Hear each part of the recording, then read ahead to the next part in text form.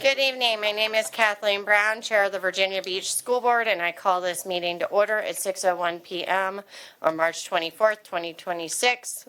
Madam Clerk, would you please announce the roll?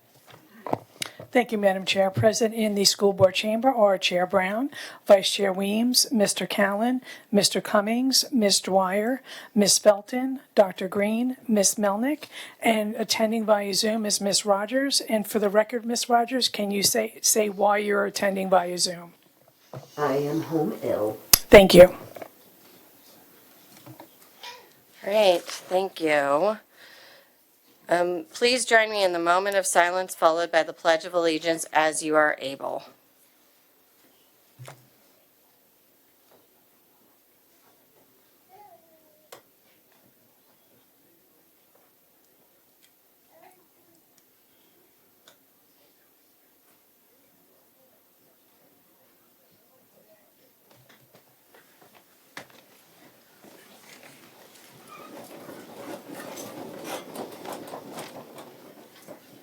Pledge Allegiance to the flag of the United States of America and to the republic for which it stands, one nation under God, indivisible, with liberty and justice for all.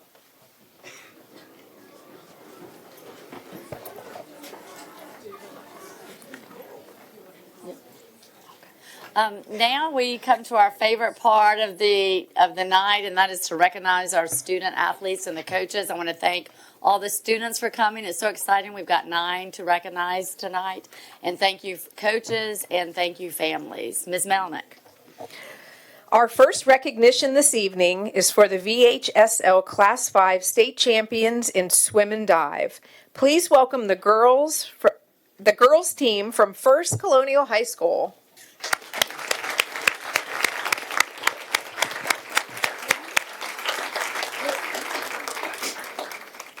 In February, the First Colonial High School girls swim and dive team won the state championships. The team won by 120 points, the largest margin of victory by far of any team in recent years. Swim coach Elizabeth Stroud will now read the team members' names and share information about individual state championships.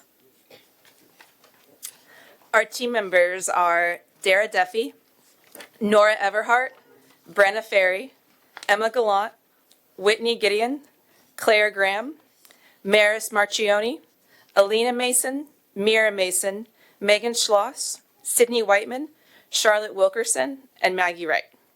In the process of winning the overall state championship, the FC girls also had the following results. Dara Duffy won the 200 freestyle and the 100 freestyle. First Colonial's 200 medley relay team, consisting of Maggie Wright, Sydney Whiteman, Maris Marchioni, and Dara Duffy, won first place.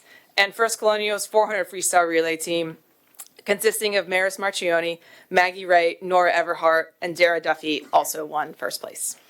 Thank you.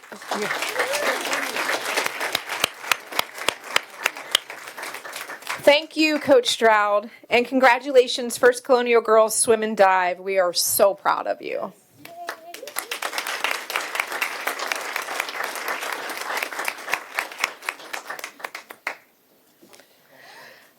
Our next recognition this evening is for the VHSL Class 5 State Championship Boys Swimming and Dive Team.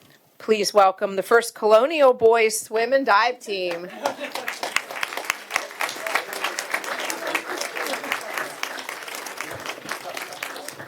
First Colonial Boys won their first VHSL Class 5 State Championship.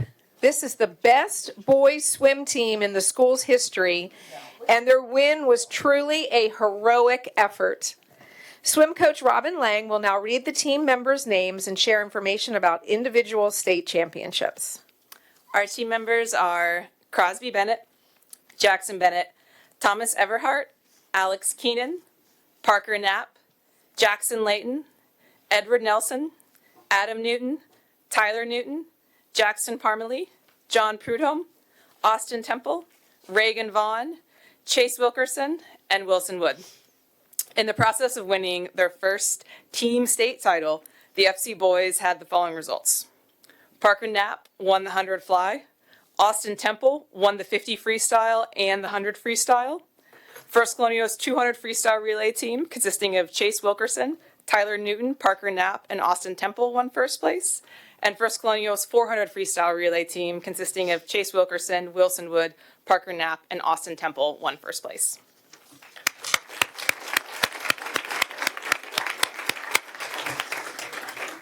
And that lovely common denominator, Coach Lang, thank you. Congratulations, First Colonial Boys Swim and Dive Team. We are proud of you.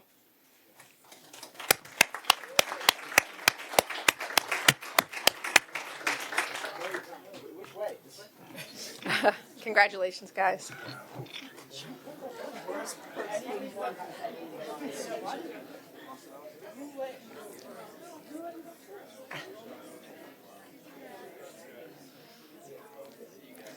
Our next recognition is for the VHSL Class 5 State Championship.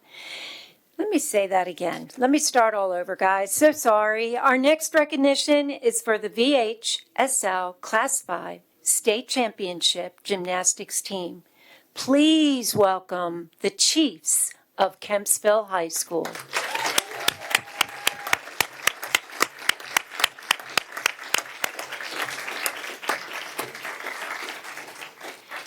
And the team members are Madeline Arias,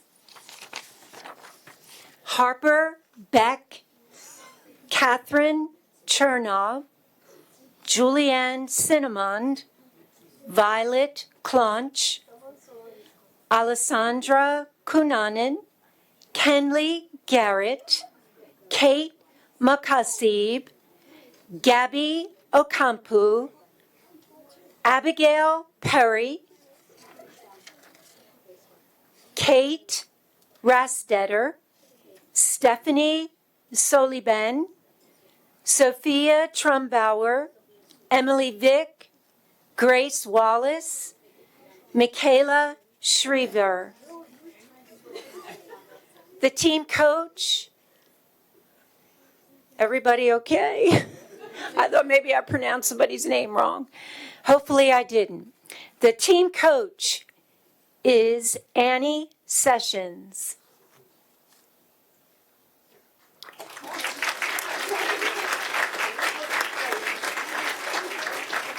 Hold on, don't go anywhere. Thanks, guys. We'd like to especially recognize Violet Clonch, a sophomore at Kempsville High's Entrepreneurship and Business Academy. Violet, please step forward.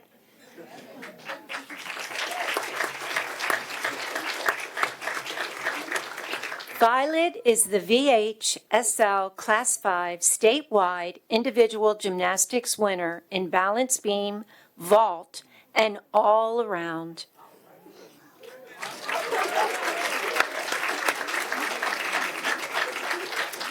She delivered a remarkable performance, earning state all-around honors along with individual state titles on vault and beam. Her near-flawless vault score of 99.25 secured the championship moment and placed her among the most accomplished gymnasts in school history. Wow. Congratulations, Violet. We're so proud of you.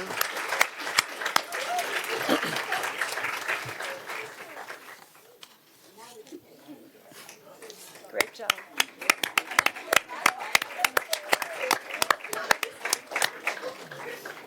Smile, you did a great job.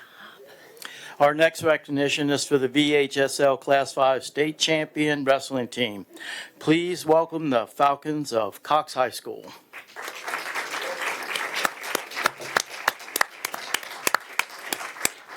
The Falcons delivered another outstanding season this year, competing against top talent across Virginia and throughout the East Coast. As a team, the Falcons shined on big stages, finishing third against national competition at the Virginia Duels, second at the Old Dominion Cup, and capturing first place at the Richmond International. The team amassed 196.5 points at the state tournament to secure its third consecutive VHSL Class 5 state championship, cementing another remarkable chapter in the program's history. The team members are Colton Miller, Henry Dennis, Nick Navarro, Carson Miller, Griffin Kite, Landon Cahill, Caleb Raphael, Vincente Granada, Tristan Skiff, Carl Ludwig II, Dylan Miller, Rudy Wagner, James Cornelius, and Isaac Tomez. The Falcons have also 5 individual state champions. We ask the individual state champions to step forward. They are Landon Cahill in the 138-pound class, Caleb Raphael, the 144 class, Vincente Granada in the 150 weight class, Carl Ludwig, the 165-pound weight class, and Rudy Wagner, 190-pound weight class. The team is coached by Dalton Hebb, Adam Watson, James Schubert, Victor Garcia, and Dylan Watson. Congratulations, Falcons. We are proud of you.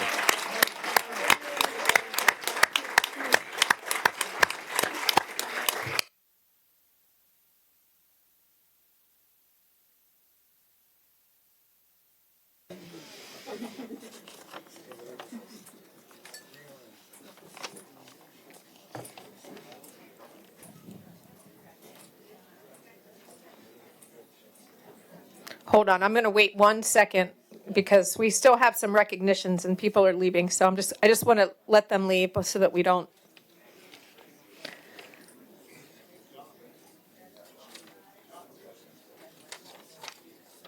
Okay.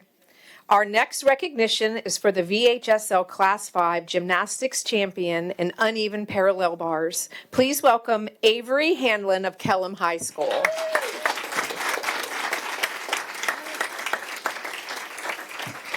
Avery is a junior at Kellam. In addition to winning the bars competition at the state tournament, she also placed second in vault, fourth all around, and eighth on floor. Avery was a crucial factor in the Knights being the 2026 VHSL Gymnastics Team runner-up. Avery is coached by Mariana Parker and Alana Parker. Congratulations, Avery. We are so proud of you.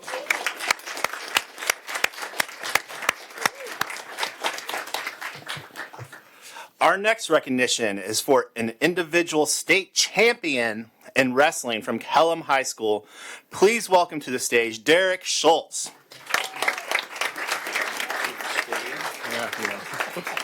Derek is the 175-pound state wrestling champion. Derek is a 4-year varsity wrestler who has been wrestling since middle school. He finished this season with a 30-8 record. Derek has placed in the top 4 in the region for the past 3 years and took 5th in the state last year. This year, he finished on top of the podium. He was also the Virginia Tech Camp and Kinsley Classic champion. Derek also contributes to his local community by volunteering his time with our youth program, West Neck Educators Club, and St. Baldrick's. He is coached by Ross Benzel. Huge congratulations, Derek. We are very, very proud of you.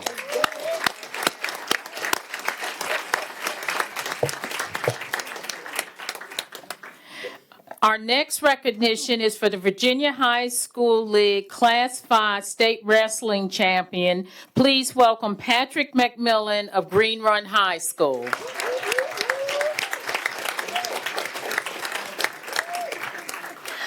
Senior Patrick McMillan captured the 215-pound Class State Wrestling Championship, cementing his place in Green Run history. Patrick's achievement is a true testament to his dedication and work ethic as he consistently puts in extra time outside of school, often attending 2 practices a day while still maintaining strong academic performance in the classroom. His discipline, perseverance, and commitment to excellence have paid off in a historic way as he becomes the first state wrestling champion for Green Run since 1993.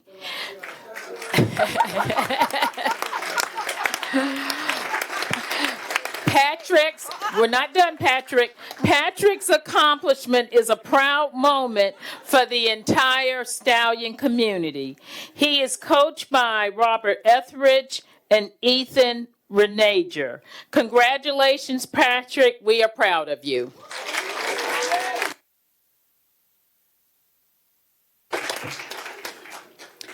Our next recognition is for a state wrestling champion from Ocean Lake High School.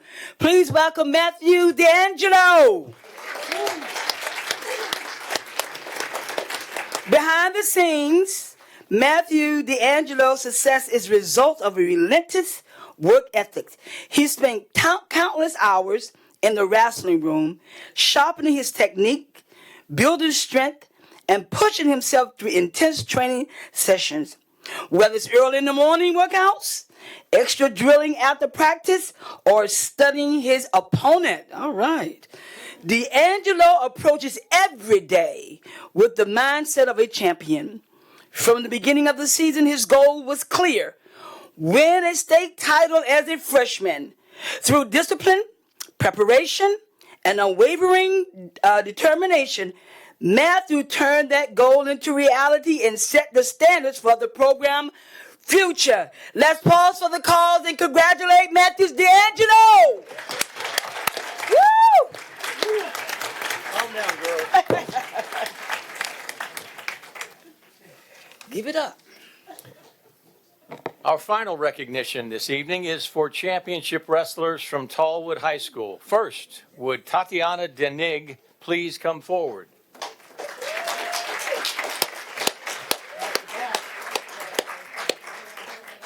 Tatiana finished her senior season as a 4-time state finalist and 2-time regional and state champion for girls wrestling. This year, she pinned every opponent in the regional and state tournaments. Let me repeat that. She pinned every one of them. Tatiana is the first state champion in girls wrestling in the Beach District. With 114 wins, she has the most career wins of any girl in the Tallwood wrestling program. She is coached by Travis Ferguson, Angelo Patillo, and Tristan Hep. Congratulations, Tatiana. We are very proud of you. Go Lions! Next, we have state wrestling champion Colton Hep. Colton, please come forward.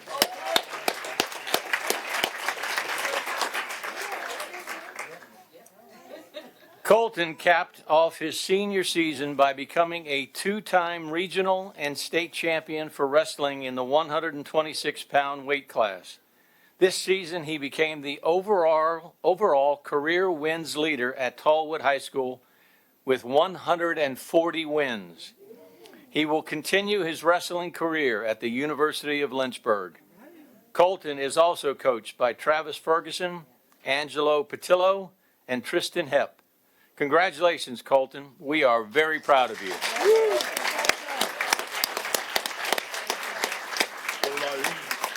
This concludes the school board recognitions for this evening.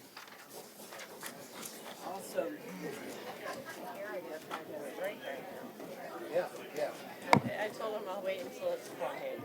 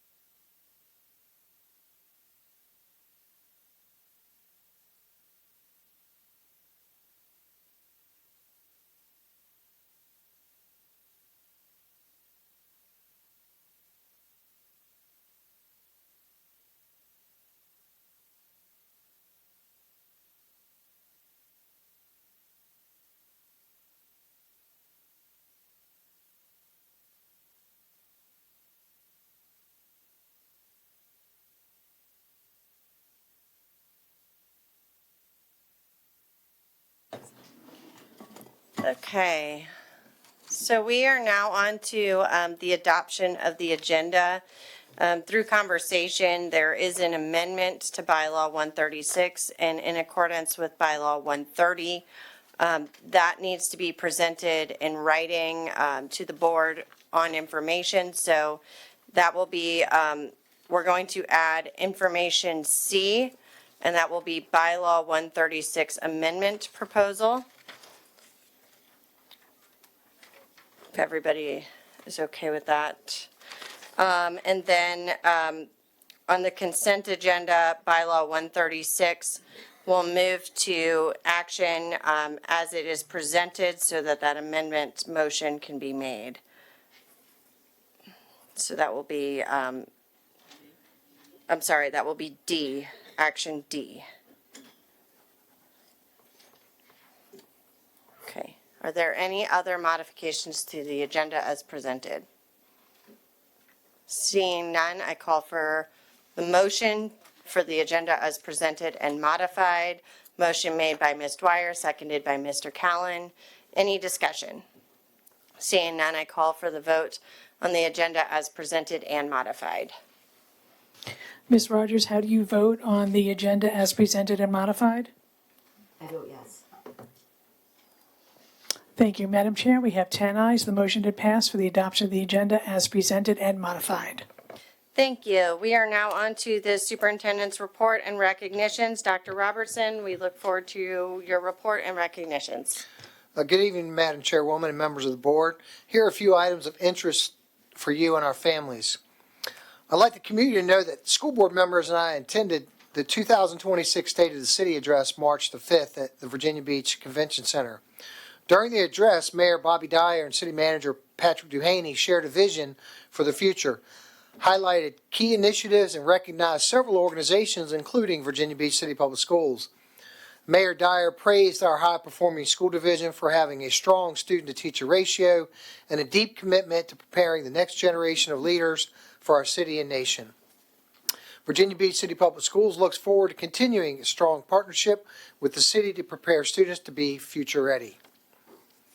More than 5,000 Virginia Beach City Public Schools students participated in hands-on challenges last month at the 17th Annual STEM Trifecta and the inaugural VBCPS Expedition Protocol Career Immersion Experience at the Virginia Beach Convention Center.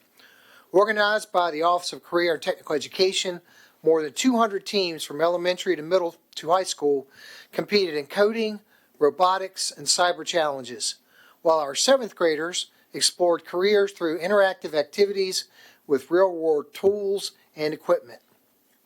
We're thankful that the Career Immersion Experience was sponsored by the Maritime Regional Training System, which is powered by the Hampton Roads Workforce Council.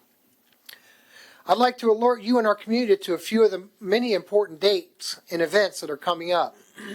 Virginia Beach City Public Schools is hosting a family information webinar with our parent organization, Win at Social, intended to help parents guide their students in the safe use of social media. The webinar will help parents build a personalized family standards agreement to navigate the digital world safely in alignment with their family values. The webinar is at 6 p.m. tomorrow, March 25th. Parents and staff received an email last week with a Zoom link to the webinar, which can also be found on VB Schools' social media site. Job seekers should know about our educator and school support staffing hiring expo from 9 to noon this Saturday, March 28th at Lansdowne High School. You can register for the event at vbschools.com/careers. The Pearls of Wisdom Oyster Roast and Barbecue will be from 1 to 5, April 18th at 24th Street Park at the oceanfront. This fundraiser benefits Virginia Beach City Public Schools teachers and students by raising funds to support the Virginia Beach Education Foundation's grants program. Students and staff will be on hand to explain Arrowhead Elementary's Zero Waste Cafeteria Project, Independence Middle School's student-built learning spaces, and the Environmental Studies Program Oysters Farming Project, which is the first student-run oyster farm in the state.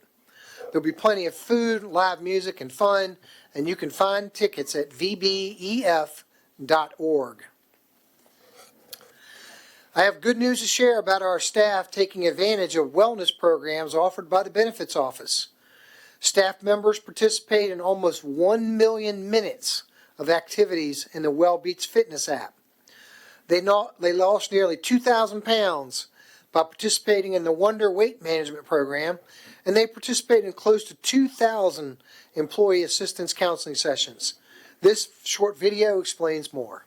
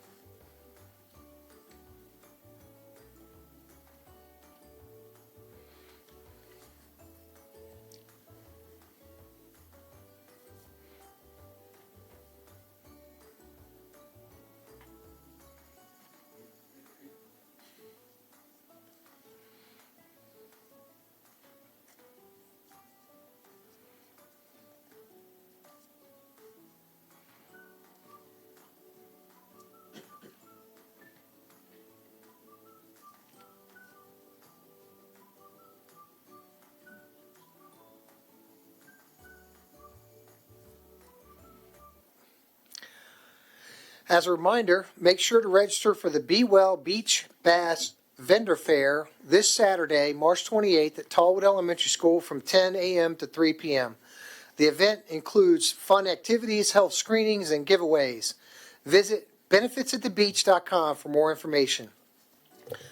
Finally, I'd like to share with you how Renaissance Academy students are learning about science and business while providing our elementary school students with nutritious lunch options.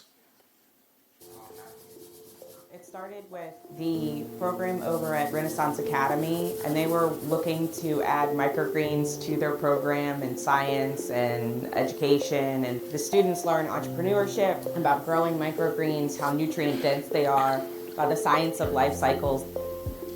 We have 4 different levels that we can possibly grow in our microgreens. Once the kids weigh the seeds, spread the seeds, put them in the germination tank, it usually takes 2 to 3 days in the germination tank, and then a total of 8 days depending on the seed, but most are like 8 to 10 days. And then we turn around and we're starting new stuff all the time. I didn't know much about kind of the whole process of microgreens. I knew they existed.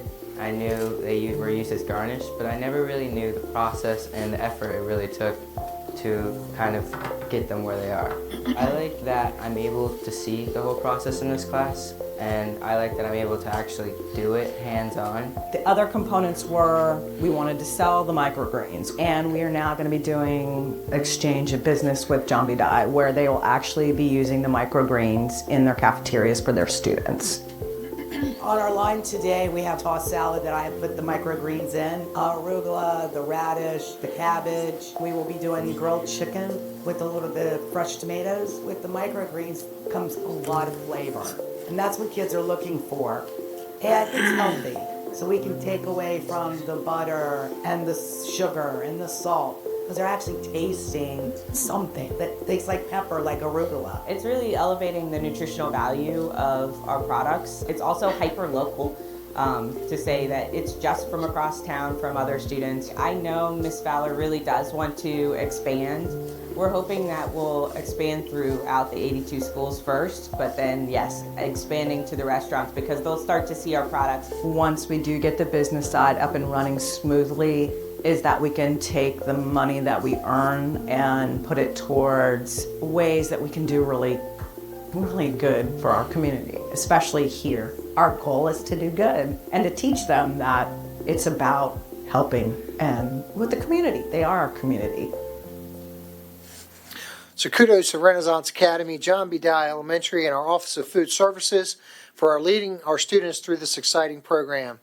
And thank you, Madam Chair. This concludes my report. Do you have any recognitions, I Dr. Robinson? do. I'm very proud to announce two recent hires. We'll start first with James Moker, formerly Assistant Director of Building Trades Physical Plant Facilities and Management Office at Salisbury University. We're pleased that you've accepted our recommendation for him to be the next Director of Maintenance Services in the Office of Maintenance Services. And I see you have some guests. Yeah. Good evening, and thank you for the welcome. I'm excited to join the team here in a couple weeks. Tonight I'm here with my lovely wife, Dr. Carolyn King. Congratulations. Next up, we got Joseph Barbero, currently a security specialist in the city of Virginia Beach, who we're pleased that you've accepted our recommendation for him to be the next coordinator of Security and Emergency Management in the Office of Security and Emergency Management. Congratulations. And I see you have some guests. I do. So first of all, I want to thank the board and Mr. Shattuck for the opportunity. And then I'd like to introduce my family here with me, my wife Jennifer, my son Nicholas, Joseph, and Jake. Congratulations. We look forward to welcoming you on board. Thank you very much. And that concludes my recognitions. All right, thank you.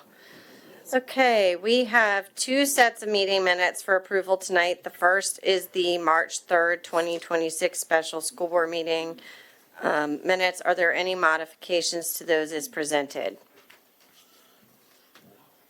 And seeing none, I call for the motion to approve the March 3rd meeting minutes as presented. Moved by Ms. Dwyer, seconded by Dr. Green. Any discussion? Seeing none, I call for the vote on the March 3rd minutes. Ms. Rogers, how do you vote on the March 3rd minutes? I vote yes. Thank you, Madam Chair. We have 10 ayes. The motion to pass for the approval of the March 3rd minutes. Thank you. We're now on to the March 10th regular school board meeting minutes. Are there any modifications to those as presented? Seeing none, the motion is made by Mr. Cummings, seconded by Ms. Dwyer. Any discussion? Seeing none, I call for the vote on the March 10th regular school board meeting minutes. And Ms. Rogers, how do you vote on the March 10th meeting minutes? I vote yes. Thank you, Madam Chair. We have 10 ayes. The motion to pass for the approval of the March 10th meeting minutes. Thank you. We are now on to the public comments section of our school board meeting, and we will hear public comments on matters relevant to pre-K through 12 public education in Virginia Beach and the business of the school board and the school division from citizens and delegations who signed up with the school board clerk prior to noon today. The purpose for the public comment section is for the school board to offer an orderly forum to receive public comments during the school board meeting. I call upon all speakers and all persons in the chambers to be civil in discussion and decorum. Whatever views you wish to express, the school board wants to hear from you and to ensure that all viewpoints and perspectives are heard. The best way to do this is for all of us to strive for civility and respect. Madam Clerk, would you please introduce the first speaker? Thank you, Madam Chair. Our first speaker this evening is Heather Sipe.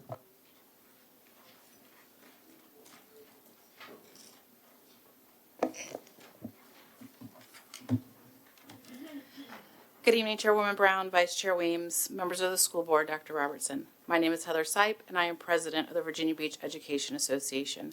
I'm here this evening to speak about our school calendar.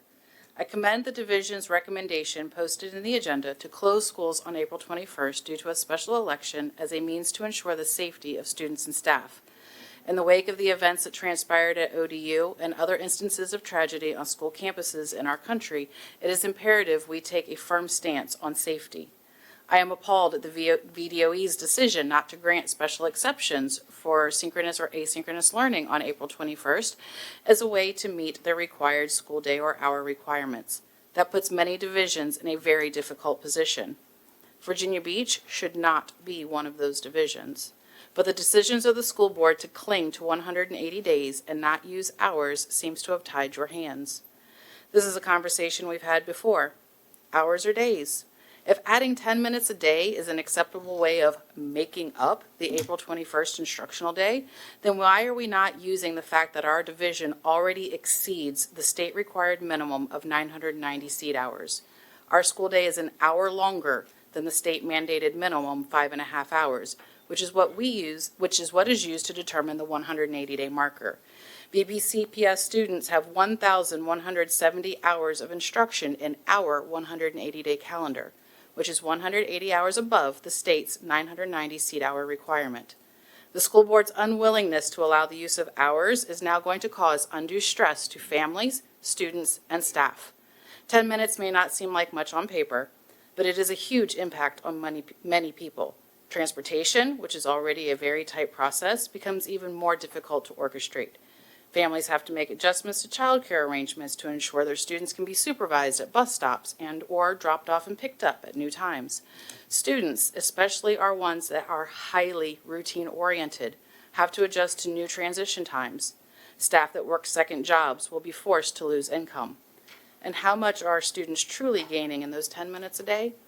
And when you look at our high school blocks, what is really gained in the extra 2 minutes a class? Hours or days? VBCPS has the hours met and then some. Ask yourself, why are you not allowed to use those hours already embedded in the calendar? Why are your hands tied in this decision?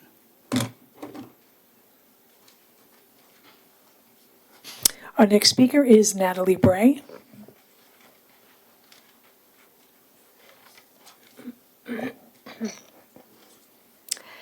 Good evening, Chairwoman Brown, Vice Chair Weems, School Board Representatives, and Dr. Robertson. I'm here to express my gratitude and also to make a request. Safety in VBCPS is a strong community value, and it's communicated well. I grew up with just fire drills, but my kids have had additional safety issues to consider: mandatory lockdown drills, tornado drills, and bus safety drills. And in today's world, I'm thankful we train to be ready for these emergencies. On May 12th, my fourth grader from Old Donation School went on a field trip to the planetarium at ODU. As I hugged my youngest goodbye, the chance of danger didn't cross my mind. She and her classmates were there during the active shooter situation on ODU's campus.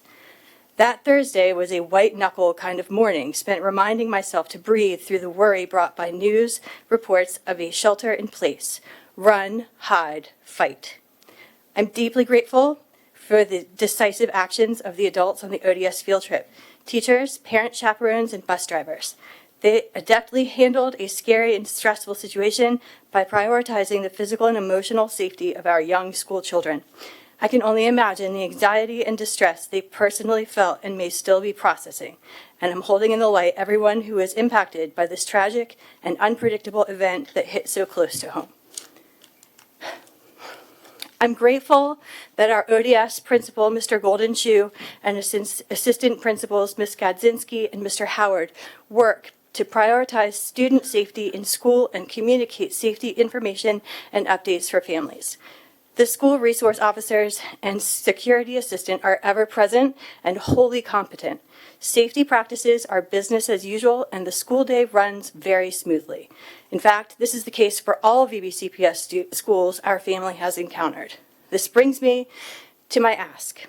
School board representatives, when you consider adjustments to our fourth quarter calendar, please make the reasonable decision to prioritize the safety of our students and staff. As you know, April 21st is a voting day for all Virginians, and 58 of our schools are polling locations. This means that the voting public will have access to school grounds from 6 a.m. to 7 p.m., and this will be a disruption to the normal school day predictability that supports safety protocols. Not all of our schools are designed in a way that can cordon off the voters from students and staff during change of classes, PE, library, or lunchtime. Please vote to approve the reasonable recommendation to do online synchronous or asynchronous class for that day. It's my additional hope that you consider all viable solutions for addressing the loss of an instructional day. VBCPS already exceeds the seat hours required by the VDAOE, so let's be practical about what you ask of staff. Respectfully, if you are to prioritize the safety of our school community. And that is time. Thank you. Our next speaker is Alan Wakefield.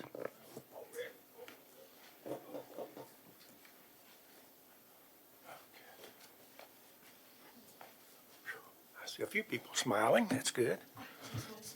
I had a handout, but my 93-year-old mother-in-law's, we found out, my wife and I, that we can't leave her. She won't eat unless we stay with her, so I couldn't be here on time to hand this out. This is a science cat. Now, he's doing some pretty cool things, doing a little experimenting, okay? But he likes to knock things over, which cats like to do, okay? Here's a cat being groovy using the scientific method. A hypothesis and activity rolled into one, but the science cat has observed some things about it using the scientific method, but may not be in the correct order, okay? He just wants to knock stuff over. Notice things he is doing. Hypothesis, observation, experiment, results written down, further research needed, keeping his notes and results, and most of all, loves science, or knocking things down, as we know cats like to do. It has flaws, but students have to imagine, think, plan, and produce results every day. Yesterday, I connected this method of thinking with the sun, moon, and planets, teaching basic motions using magnetic marbles. Zoom! Zoom! One last thing. Did you know you're revolving around the sun at 67,000 miles per hour right now? We don't feel anything. Why don't we feel it? Because they're rotating, because the earth and atmosphere are rotating at the same speed, so we don't feel it. Now, if you're driving down the road in your car, you can stick your hand outside the window and you can feel the difference in the wind speed, but you don't feel it inside your car, do you? But you might be going 60 miles an hour. Thank you very much. I appreciate everything. Science the cat.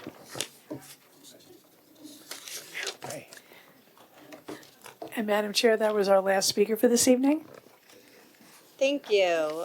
We are now on to the fiscal 26-27 operating budget and fiscal year 26-27 to fiscal year 31-32 capital improvement program adoption. Welcome, Tiffany Jacobs, Budget Development Director. Good evening, Chairwoman Brown, Vice Chairwoman Weems, school board members, and Dr. Robertson. My name is Tiffany Jacobs, Director of Budget, and tonight's presentation will provide an overview of our proposed fiscal year 2026-27 school operating budget and 2026-27 to 2031-32 capital improvement program, or CIP.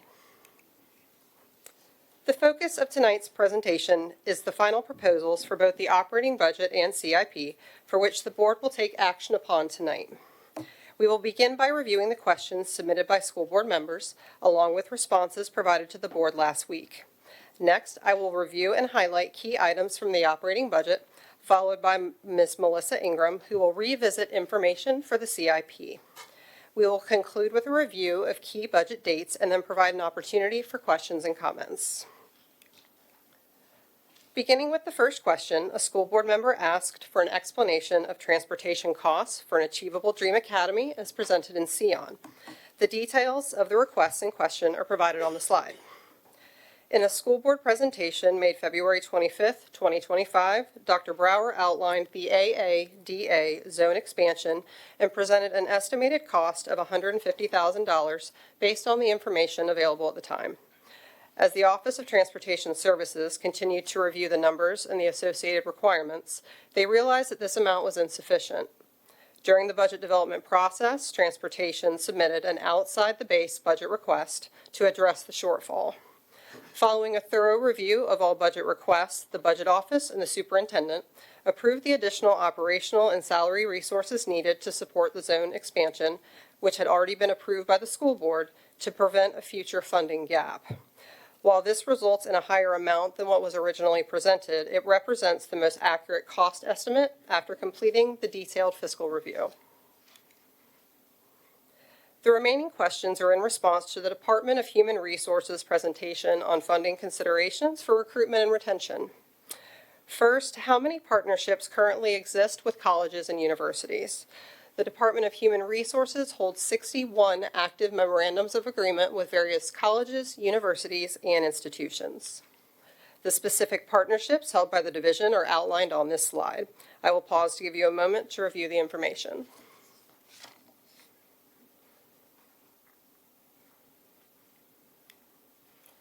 Next, how many of these partnerships have resulted in homegrown teachers? A total of 60 current teachers hired for the 2025-26 school year were promoted from other VBCPS positions, including 55 teacher assistants, 1 school nurse, 1 security assistant, and 3 office associates. Additionally, 11 individuals are enrolled in the JMU TCC Fellows Grant Program, and 6 are enrolled in the ODU Apprenticeship Grant Program. The VTFT Future Teacher Award has also contributed to this effort, with 11 award winners attending various colleges and hired for the 2025-26 school year. In terms of the Employee Professional Development Reimbursement Program, how much funding was allocated and how much has been utilized to date? Of the $214,000 budgeted for fiscal year 2026, nearly all funds have been encumbered, with $129,069.80 having been submitted for payment to employees and $84,712.80 allocated and awaiting documentation of completion for the spring semester. How many internal career opportunities are available for employees who earn some of these degrees? Within the division, there are a number of internal career opportunities available for employees who pursue and obtain the appropriate credentials. In addition to applying for positions that align with an individual's education and work experiences, employees can access our online directory of job titles and descriptions. Each listing outlines the required education, certifications, and relevant work experience required for the position. Job titles and job descriptions can be accessed on our website at www.vbschools.com/careers/jobs. Moving on, we will now review the proposed school operating budget for fiscal year 2026-27. This presentation will provide a brief overview, as much of the material has previously been shared. The information shown on this slide, as well as the next, will be familiar, as it has been reviewed and discussed in great detail during the series of budget workshops that were held leading up to tonight's presentation. The budget balancing information remains consistent with what was presented during the March 10th workshop, as there have been no changes. As a reminder from that meeting, the $250,000 previously allocated for unpaid student meal debt has been removed, and those funds have been reappropriated to support textbook expenditures. As always, the proposed budget is contingent on adoption of a state budget. Currently, we have received no further guidance or confirmation of additional state funding. When the General Assembly adjourned Sendai on March 14th, it did so without passing a final biennial budget. The General Assembly will reconvene on April 23rd in special session to continue budget deliberations and work towards consensus. Revenue sources for our 2026-27 school operating budget remain consistent with our superintendent's estimate of needs and reflect an increase in revenue of nearly $34 million compared to the fiscal year 2025-26 amended adopted budget.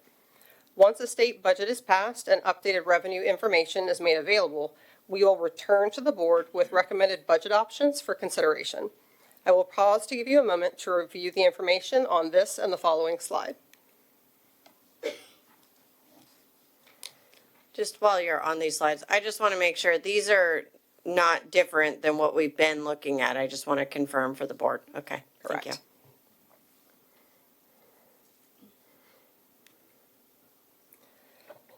As this presentation is intended to be a high-level overview of the proposed budget, we have not reviewed each item in detail. What is important to highlight is that this proposal supports the diverse and essential needs of students and staff while reflecting the division's commitment to providing resources and compensation aligned with our community's values. In support of this, the budget includes roughly $14.6 million for contributions to the health fund and is highlighted on this slide in yellow. Of this amount, $9.2 million is allocated for anticipated employer contribution increases for the 2027 plan year that will take effect January 1, 2027, as projected by Mercer. The remaining $5.4 million is a dedicated additional employer contribution that will go directly to the health fund balance to rebuild the reserve to the recommended 2 months of gross costs. Additionally, compensation increases are provided for both the instructional and unified experience-based pay scales. Beginning with the teacher pay scale highlighted in green, the budget provides for a 2% increase plus $1,000 to the entry level and a 1.5% step increase for eligible employees.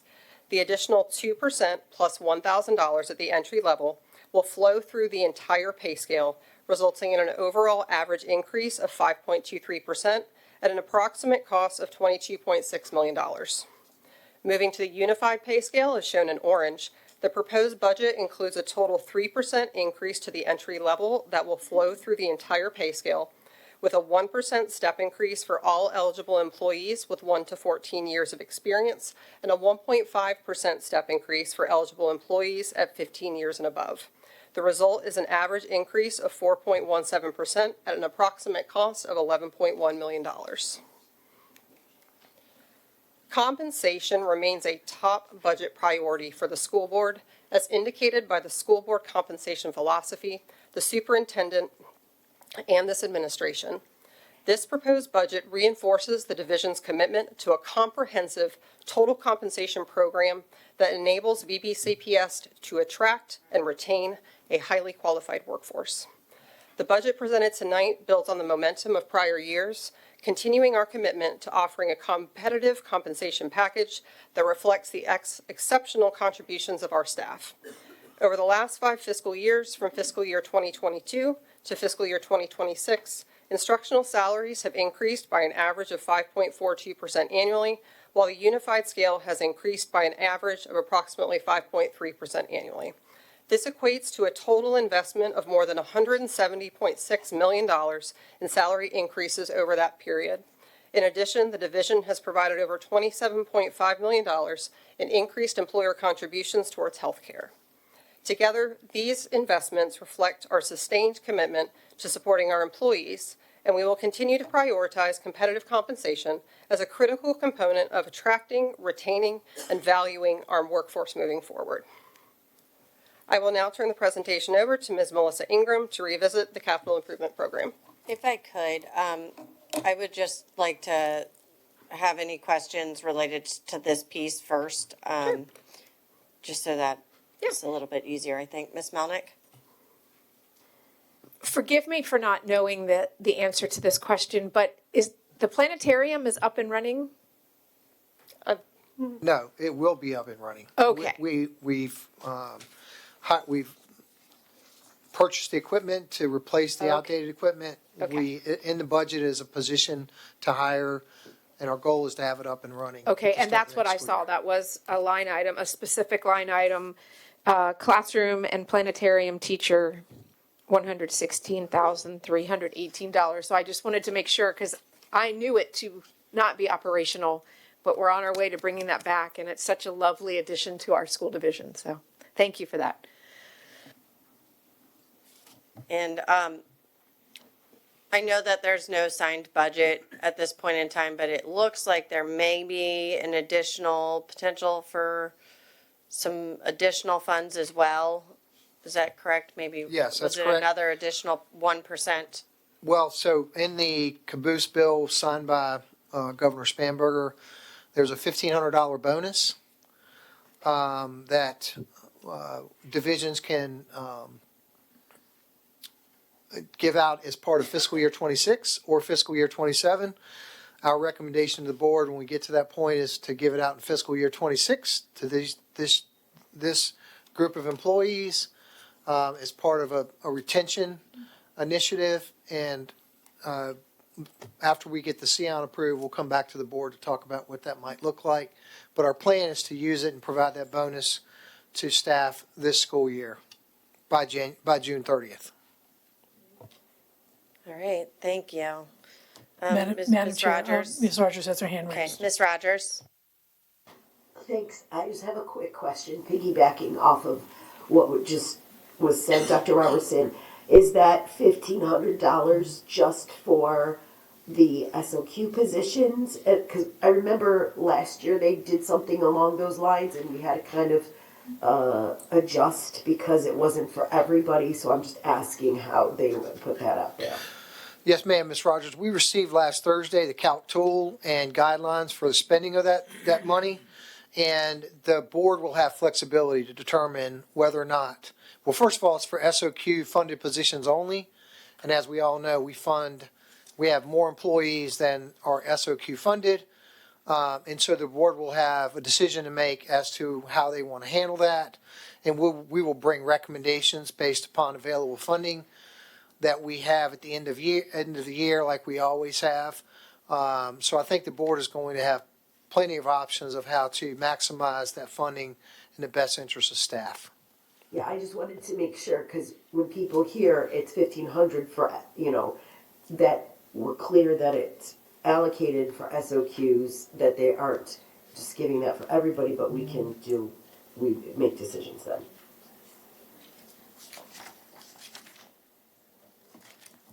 All right, thank you. Okay, thank you, Ms. Jacobs, and good evening, Chair Brown, Vice Chair Weems, members of the board, and Dr. Robertson.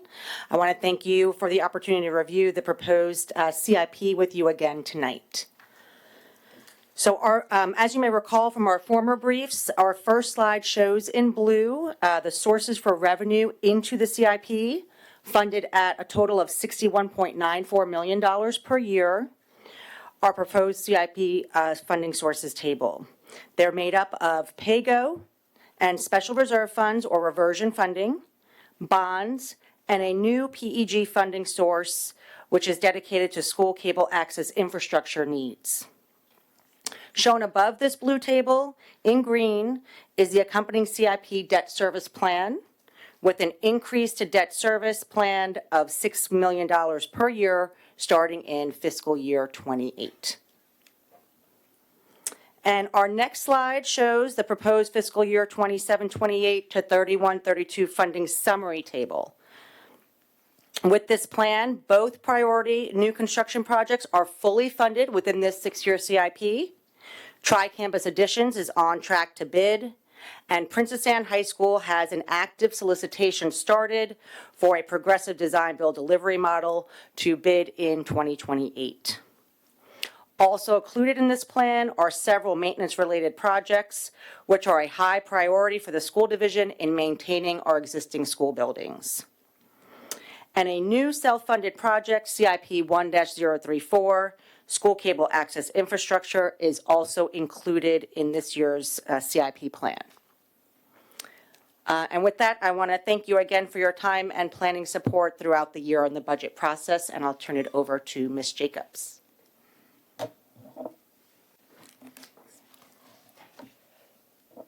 Okay, as we have now moved into the latter stages of the budget process, here are a few key dates of importance. April 13th is the last day for the governor to take action on any pending legislation. Following adoption of our fiscal year 2026 proposed operating budget and 2026-27 to 2031-32 capital improvement program by the school board tonight, the budget will then be presented to City Council on Tuesday, April 14th. The reconvened General Assembly will meet under special session on April 23rd to deliberate on a budget. And on Tuesday, May 12th, City Council is scheduled to approve the city's budget in advance of the May 15th deadline as required by state code. This concludes our presentation, and we thank you for your time. Our team is available if you have any other additional questions. Ms. Melnick? I just wanted to take this moment to thank staff so very much for this budget season and my colleagues. This was, and I've said this already along the way, but this was the most comprehensive budget process I've ever experienced. And we planned for extra meetings. We had a lot of meetings, and there was so much thought and planning into the presentations. And for me personally, it made things so much easier. There's really, there was a high level of understanding in all of this. So this was really, really important. And so thank you all for all the time, for all the extra time, and for the delivery of really important information. I think the community even it was just easier to digest for everybody. So thank you. Thank you very much. And I want to echo those thanks, and I want to thank my colleagues. We did a lot of work on what our ideal budget process looks like at our school board retreat. And, this budget process, with staff's help, of course, was because all of that comes to fruition through all of our collaboration. So I appreciate everybody's work on this. Thank you. Thank you. And there's no one else in line? Okay. All right. We are now on to calendar adjustments for Q4, and we welcome Tommy Shattuck, Director of Security and Emergency Management. Good evening, everybody. Good evening.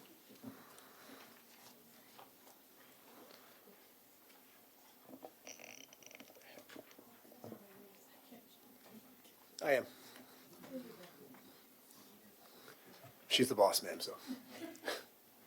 Okay. Good evening, Chairman Brown, Vice Chair Weems, school board members, and Dr. Robertson. My name is Tommy Shack, and I serve as the Director of the Office of Security and Emergency Management. On March 10th, I provide the school board with information regarding the upcoming April 21st special election concerning the proposed amendment to adopt new congressional districts. As a reminder, the City of Virginia Beach Voter Registration and Elections Office utilized 58 of our schools as polling sites.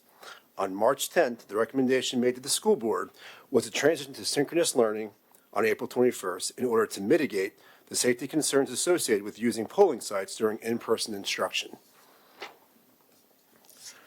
The following day, on March 11th, the Virginia Department of Education sent an email to superintendents across the Commonwealth advising that school divisions choosing to transition to virtual learning on April 21st would not be permitted to count those hours towards the state-required 180 school days or 990 instructional hours.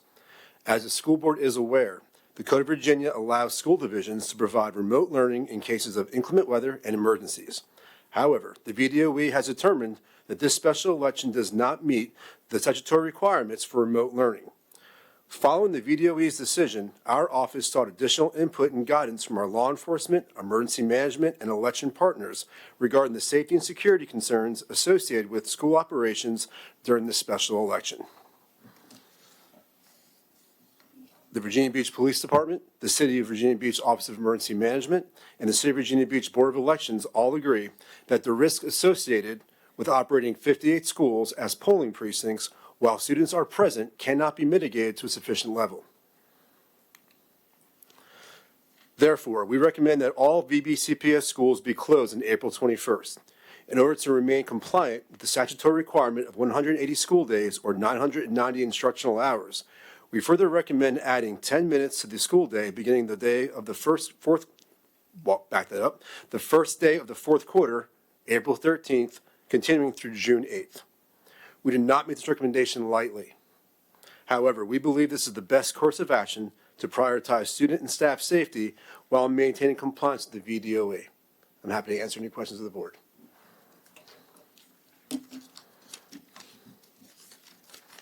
Ms. Melnick?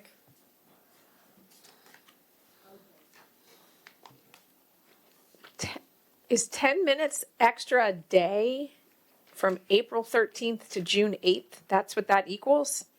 One school day? Yes, ma'am. Is it really? Yes, ma'am. Sorry. Yes, ma'am. That seems like a lot, doesn't it? 10 minutes a day. Okay. I trust you. I only taught first grade, so I only had to know to 19, but I don't. That just seems like a lot, right? Okay. Okay. Vice Chair Weems? Yes, thank you. And I appreciate you meeting with the experts at hand, citywide and school-wide to make this. And I know that it wasn't made lightly, and we had to pivot and kind of shift our thinking after we got that letter.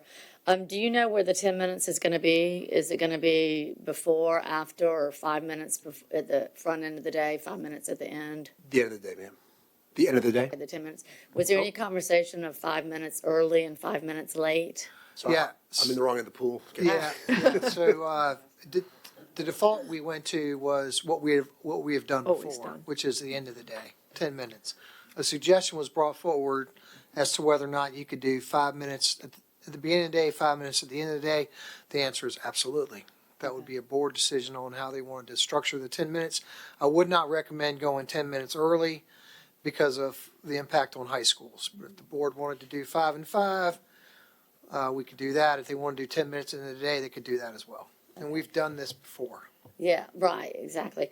Well, yeah, and I had talked with another colleague about 5 and 5. We got a couple emails and I know we've heard tonight. And if you have places to go, 10 minutes doesn't seem like anything, but it can really, throw your whole afternoon off. Yes, ma'am. I'm a teacher. I get through at 3:05. I have to be on traffic duty at 3:05. Then I have to leave at 3:35 to make a 4 o'clock meeting. If I'm 10 minutes late, I don't make the meeting, my child is late to practice, et cetera, et cetera, et cetera. And so I would prefer just 5 minutes in the morning and 5 minutes in the afternoon for that, because in the afternoon, there's so many activities, and 10 minutes can make a difference. Even though it doesn't seem like it does, but it does when you're trying to leave the school building or leave your job to get kids where they need to get to and all that stuff. So that's just my personal preference, 5 at either end, at both ends. Yes, ma'am. Mr. Cummings?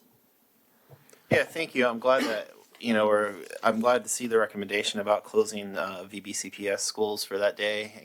It's the topic on my mind as I did some of my visits, and seeing how close access was to our classrooms that were right next to where, folks would be voting, along with, bathrooms. I definitely see concern as well, and I line up with the recommendations.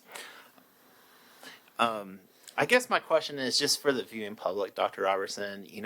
I see one recommendation on here, but what are some of the other avenues, the good and bad that could also be possible? I hear like 5 minutes morning, 5 minutes day. I assume one of the the bad recommendation would be staying open for that day. I could assume another recommendation, well, not recommendation, but another option would be making up the day if we have, I can't remember if we have scheduled snow days or something like that. But just walk me through, what are the different options? Both, I think, just for the viewing public, just so that they see that here's the scenarios, but here's also the pathway forward to what led us to this decision. Yeah, so the board has adopted a 180-day calendar. As noted by an earlier speaker, we do exceed the 990 hours. And there are other divisions who the board will flip-flop between whether they follow 180 days or they follow 990 hours, or they just follow 990 hours. There are local divisions that go to school 175 days a year. There are local schools that have shorter days.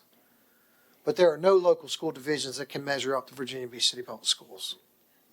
And the fact of the matter is, this board has adopted a calendar based on days. If this board wanted to entertain another conversation around hours, well, then this board could certainly entertain that discussion, recognizing that we do have enough time built up to not go on the 21st and not make up anything. We didn't make that consideration again because this board had created a calendar based on days. Mr. Delaney floated around the possibility of adjusting the calendar and making April 3rd a school day and canceling that as a staff day. But there are ramifications for that as well. Ms. Weems mentioned 5 minutes here, 5 minutes there. There is no perfect calendar when you make a change. It's going to be a bit of an interruption to people in any way. So what we have to do is consider whether or not we're going to make up the day. And if we do, I believe the best solution is to extend the day during that window by 10 minutes, whether we go 10 minutes at the end of the day, 5 minutes before, 5 minutes after, unless the board is willing to entertain another conversation and vote on whether or not they want to consider hours. So at this point, you've gotten our best thinking, and those are really the only options. And Dr. Robertson, we would actually have to have a unanimous vote on that because that would be a suspension of policy per bylaw 132D. So I don't think that we're going to be able to accomplish that in this particular meeting. And I was just pulling that up. Yeah, thank you for that. I was just kind of curious to understand what the different options were. And so I'm just trying to like think through like, you know, because we just heard we had the deck was uploaded today about the 10 minutes, and this hearing about 5 before, 5 after. You know, it's a decision that impacts 60-some thousand students, 10,000 staff. You know, we have kids getting on the bus super early, and I'm always that 5 minutes early, y'all. I hit that snooze alarm. All right. And that's going to be a lot of parents and high school parents, academy parents who are going to be like, wait, I got to get up 5 minutes earlier, 10 minutes earlier to get to my already existing bus stop in the morning. I know that Virginia Beach City Public Schools, that we do a great job at adapting to anything that comes up. And I know that our staff can adapt, but obviously you have your recommendation of the 10 minutes afterwards, I think. The 10 minutes of the school day during, but what would that help me just understand, like 5 before, 5 after, 10 after, 10 before? Help me just understand, like, what would be the least operational pain in the butt? Well, for lack of a better word. Yeah, so again, without my transportation individuals up here, I think that if you adjust the beginning and the end, you're adjusting on two different sides of the day. If you adjust just at the end or just at the beginning, and again, I do not recommend the beginning because of high school. So if you adjust just at the end, you are adjusting only one period of the day in the afternoon. And again, we've been forced into this situation before because of so many snow days, and the approach we've used that worked was the 10 minutes at the end of the day. So we have Ms. Rogers and then Dr. Green. Thank you. First of all, I want to just say that for me, safety is the highest priority.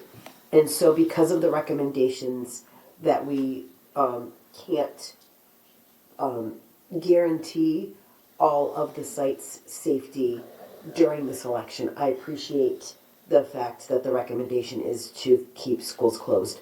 One question I do have on that, will that mean it is closed for both staff and students? Yes, ma'am, that will be closed for both staff and students. Perfect. I also want to take the minute to thank our staff because this is going to be an adjustment that we're asking them to do with this decision. And so I do appreciate the extra time that they will be spending with our students in order to ensure their safety on election day, that they'll be taking on this extra time. So I appreciate our staff for that. I also appreciate Mrs. Weems's suggestion. I did have some community members and staff concerned about the 10 minutes extra for the reasons, especially in high school students getting to their after-school jobs or after-school activities and those sort of things. And so having a flexible mindset is great when we're trying to discuss different options. I do want to state that I am also very, very interested in this summer looking at changing our policy on the calendar, because if we had gone with the 990 hours, we would have the time available. But because we go with days, now we have to then ask our staff to do even more. So I am very interested in having the flexibility of when instances come up and we need that time, that we have flexibility already built into our calendar. And I think it's really important to highlight the fact that our decision 2 years ago is now affecting us today in a way we never thought of.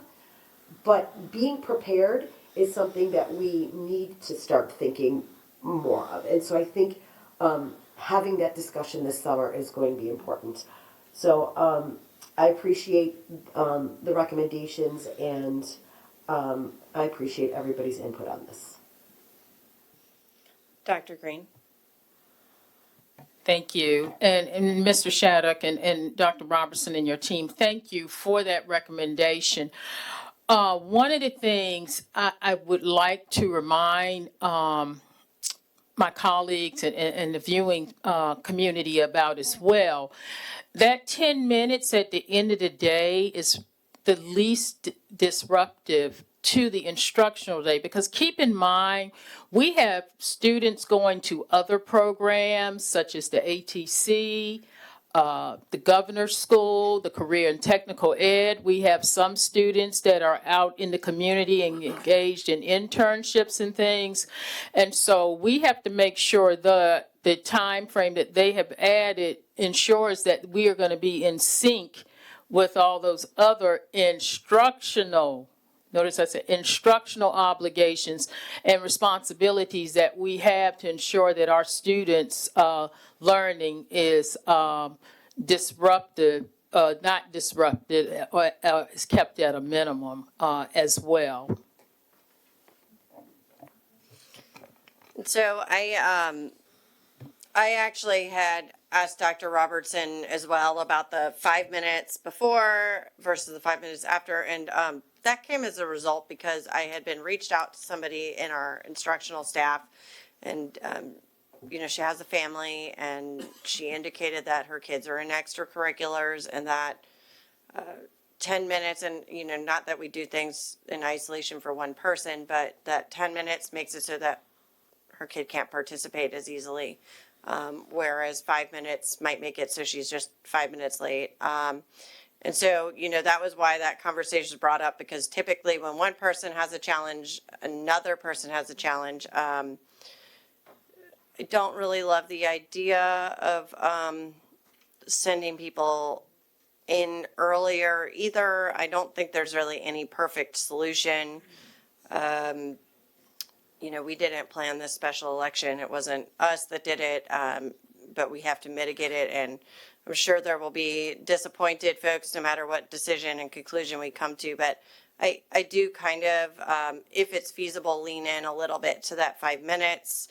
And then I was just curious, if we're going to do 10 minutes, Dr. Robertson, if you might share with the community and the board, what kind of things might we be able to do to assist our staff that may have some of those difficulties? Is there anything that we really can do, or is there anything that can communicate to their principals? I'm not sure if there's anything we can do. We have 5,000 teachers, 11,000 employees.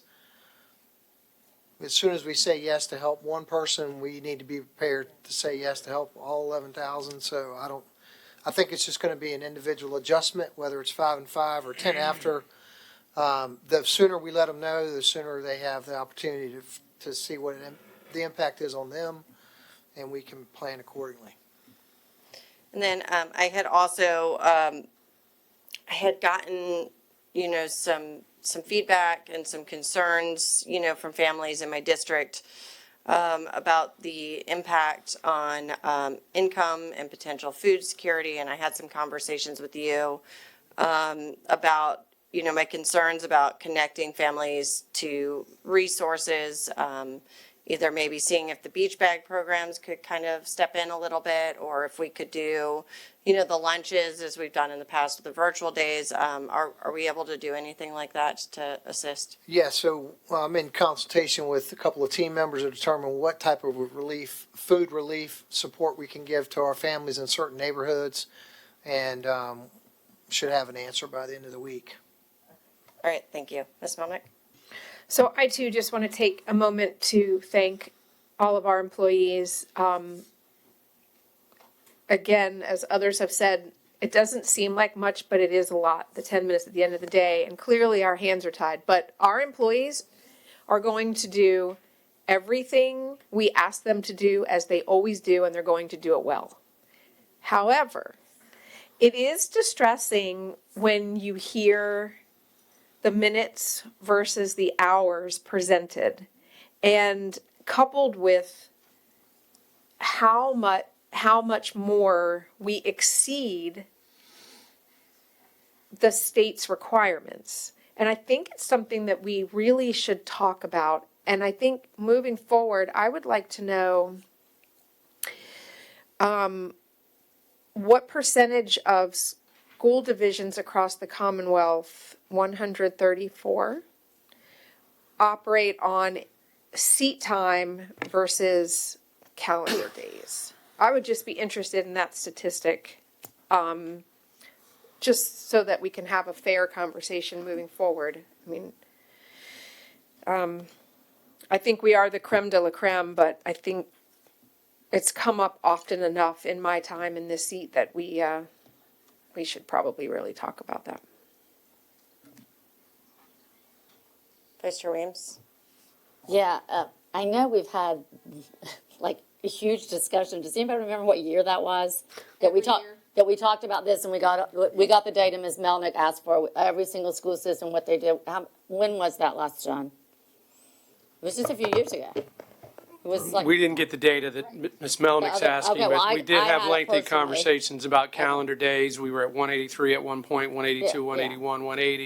but we did the Same seat conversation about time minutes. versus, do you remember, was that within the last 5 years or 4 years? Or We 3 didn't have a years? deep discussion on whether we wanted to go, in my time of my 12 hours of calendar presentations, we did not go through minutes versus days. We stuck with days, but the questions always do come up, Ms. Okay, Weens, but we okay. didn't say, 'Cause I know we've what had that choice do we want to discussion. make? But we've had a heavy discussion on reduction of days. Yeah. And when you hit 180, that loses your flexibility on, candidly, if we had 181, we wouldn't be having this conversation. Yeah. You know, so there's Right, some of yes, that as definitely. well that comes out of Yes. that days, And minutes built-in snow conversation. days and everything like that Yeah. too. It definitely worth maybe another go around, because I know we've had it many times since I've been on the board. Thank you. And I think that's fair. And we were also hoping that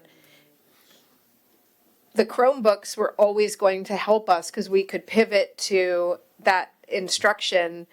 But when you can't, I just think it's just worth the conversation.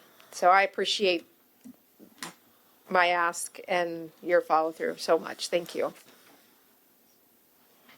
Okay, so we are now on to the bylaw 136 amendment. And what this is everybody should have this amendment in front of you, but our bylaw requires that this be on information as well as action. I guess Cammie can go ahead and present. Yes, at the last school board meeting, there was a mention as to whether we could do something about how you report when you are taking or you're going to participate in remote participation. There's two ways we do that, which is medical reasons or personal reasons. And the decision a number of years ago, mostly started when the governance committee was looking at this bylaw and we first amended it, was that you would state where you were and the reason why you were doing that. It was asked at the last meeting, there are some concerns about security issues. Could we look at it again, the statute, and see if that's something we could do with it? And so, excuse me, so we took a look at it. And what the state statute allows you to do is you can put it in your meeting minutes rather than having to state it out. That's one way to do it. And that's not, it was a decision we just made not to do that a number of years ago. So looking at that, what statutory provisions are in the Virginia Freedom of Information Act. If we look at bylaw 136 and section D, which is remote location participation, section 1 has to do with temporary or permanent disability, medical condition. That's not our situation here. If you look at 2, under section B, I think we could amend it and it could read, the meeting minutes will include the specific nature of the personal matter and the remote location from which the school board member participated comma, which may be noted by general descriptions. That would be consistent with the Virginia Freedom of Information Act. To do that, so you would be available to the public, is allowable there.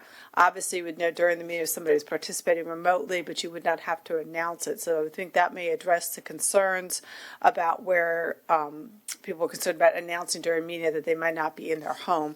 And so we think that is a solution that you could add to that. It again is consistent with 2.2-3708.3 under the Virginia Freedom of Information Act, and it would be a solution to the concerns expressed at the last meeting.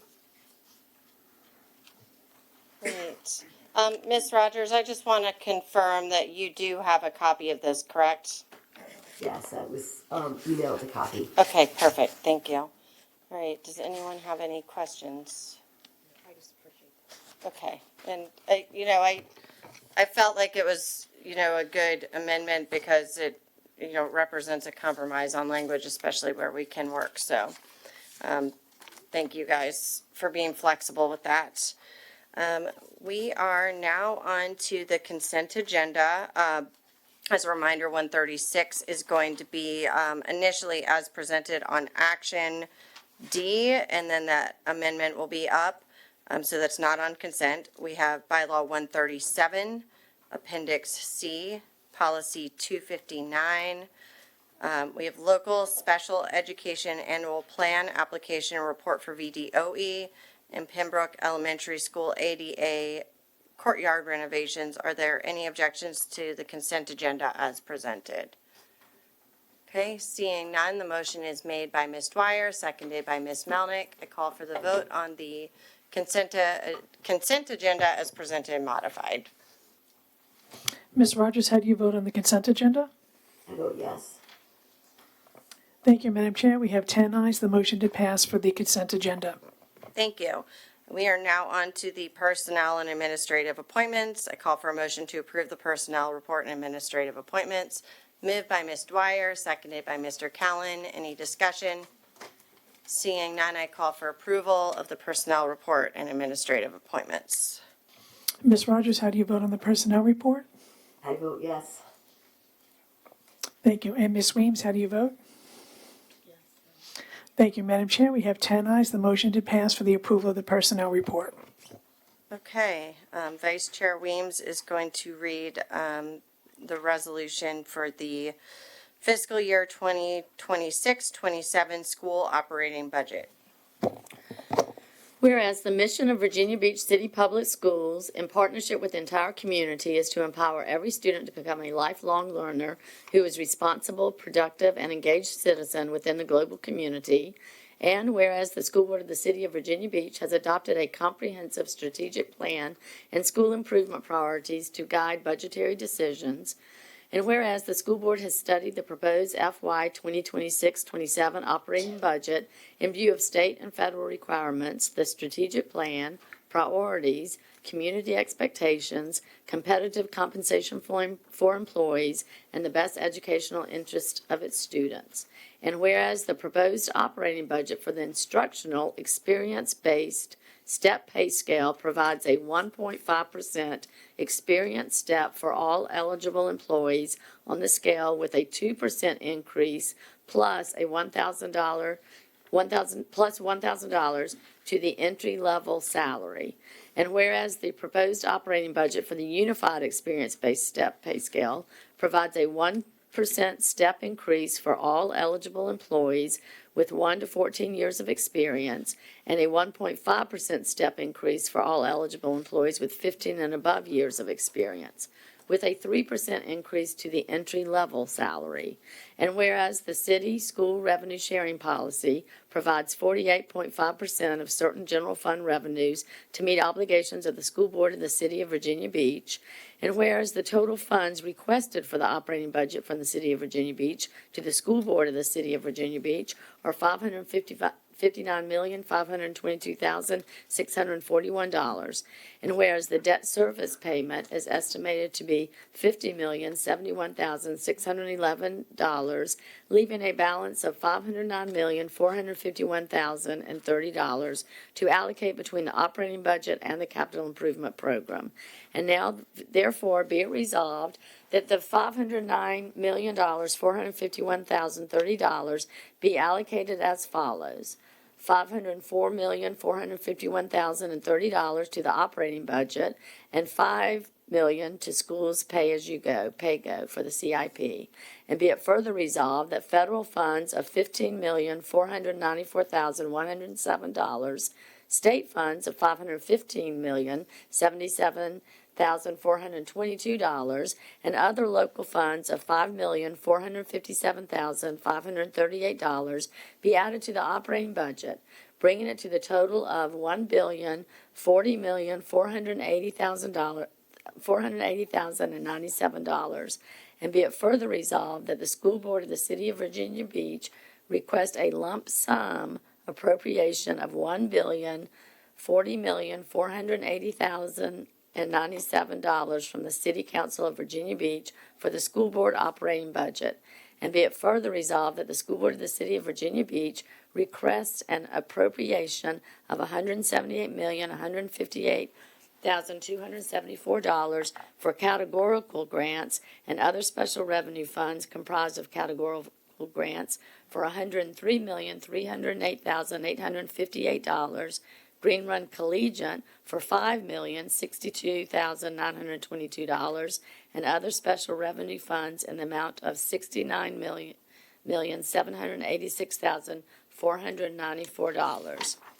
And be it further resolved that the school board of the city of Virginia Beach requests a lump sum appropriation of $1,218,638,371 for the total of all funds, $1,040,480,097 for the operating budget, plus $178,158,274 for categorical grants and other special revenue funds.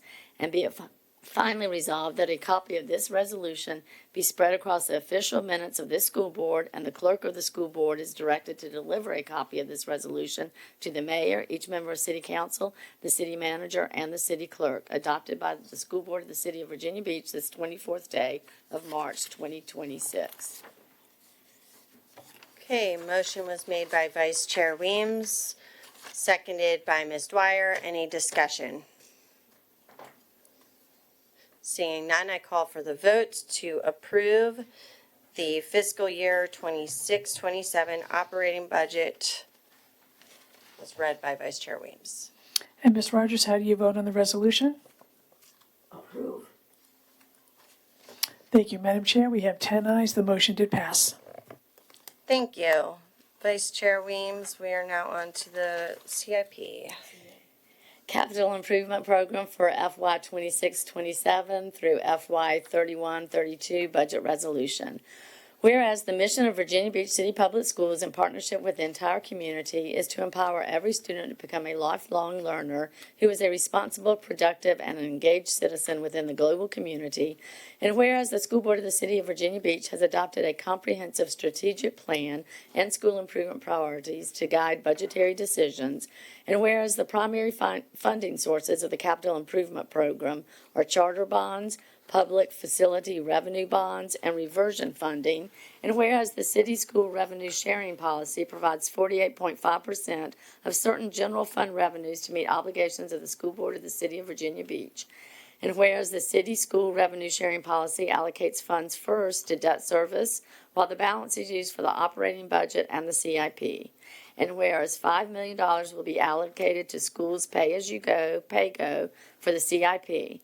And whereas the school board has comprehensively reviewed all sources of funding, projected various scenarios, and prioritized the needs of the operating and CIP budgets. And whereas total project cost, new construction amounts are partly based on 2023 educational specifications, post 30% design, created with school board input. And whereas educational specifications and the associated designs will be reviewed under a separate process with the school board, which may result in a change in square footage and cost. And whereas new construction projects will not go out for bid without school board approval separate from this CIP. And now, therefore, be it resolved that the School Board of the City of Virginia Beach adopts a CIP program of $947,329,209 as shown on the attached School Board funding summary and project summary dated March 24th, 2026. And be it finally resolved that a copy of this resolution be spread across the official minutes of this school board, and the clerk of the school board is directed to deliver a copy of this resolution to the mayor, each member of city council, and city manager, and the city clerk. Adopted by the school board of the City of Virginia Beach this 24th day of March 2026. Great. Motion was made by Vice Chair Weems, seconded by Ms. Dwyer. Any discussion? Okay. And I do have a comment. Last year, I did not vote for the CIP, predominantly related to some of the costs of the high school in there, and also of the maintenance and the balance. I do think that we're heading in the right direction. This is my position that when we're heading in the right direction, I support it. So I am going to support it this year. And with that, seeing no other discussion, I call for the vote on the capital improvement program fiscal year 26-27 through fiscal year 2031-32. Ms. Rogers, how do you vote on the resolution? Approve. Thank you, Madam Chair. We have 10 ayes. The motion did pass. Thank you. We are now onto the calendar adjustments for quarter 4. I call for a motion to approve the adjustment to the fourth quarter school calendar for school year 25-26 based on the recommendations as presented. Moved by Ms. Dwyer. Is there a second? I will.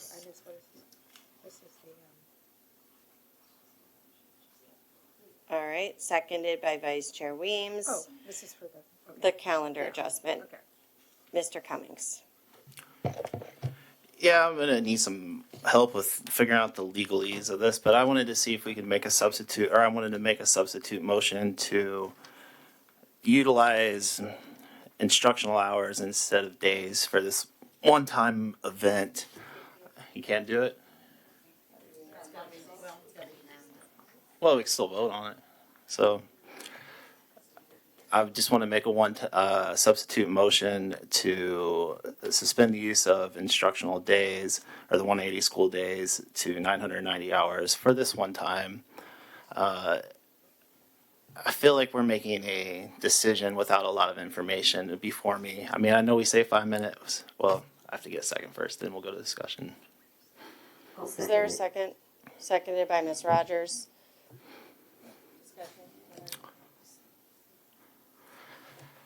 So I mean, I'll be honest, right? This is a frustrating topic. It's an awkward place to be in, and I really was hoping that virtual would count towards the day, because I too value our students' learning. But just hearing the amount of how we do exceed school, that a lot of our neighbors, the school time seats in classroom that our neighbors do. I think about this change, and I think about how much impact it will have on our community for the following, 2 months. It's a lot. I mean, I know, as we said, 10 minutes impact schedules. Well, 5 minutes in the morning, 5 minutes in the evening is also going to impact people's schedules. I'm kind of a keep it simple guy. Our kids are doing great. Our schools are doing great. Our staff do great. I think we can manage through this one day going not there. And so I'd ask my colleagues to consider supporting this one-time temporary, measure. Vice Chair Weems, were you in for the discussion on the motion made by Mr. Cummings?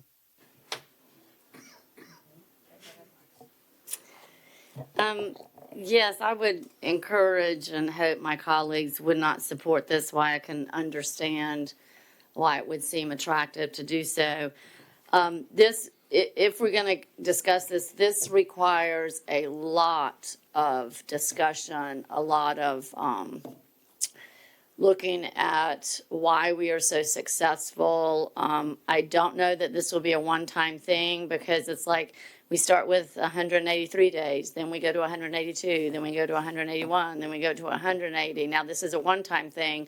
In a month from now, what happens if something else happens in the fall? We have hurricane days, and then we're right back here.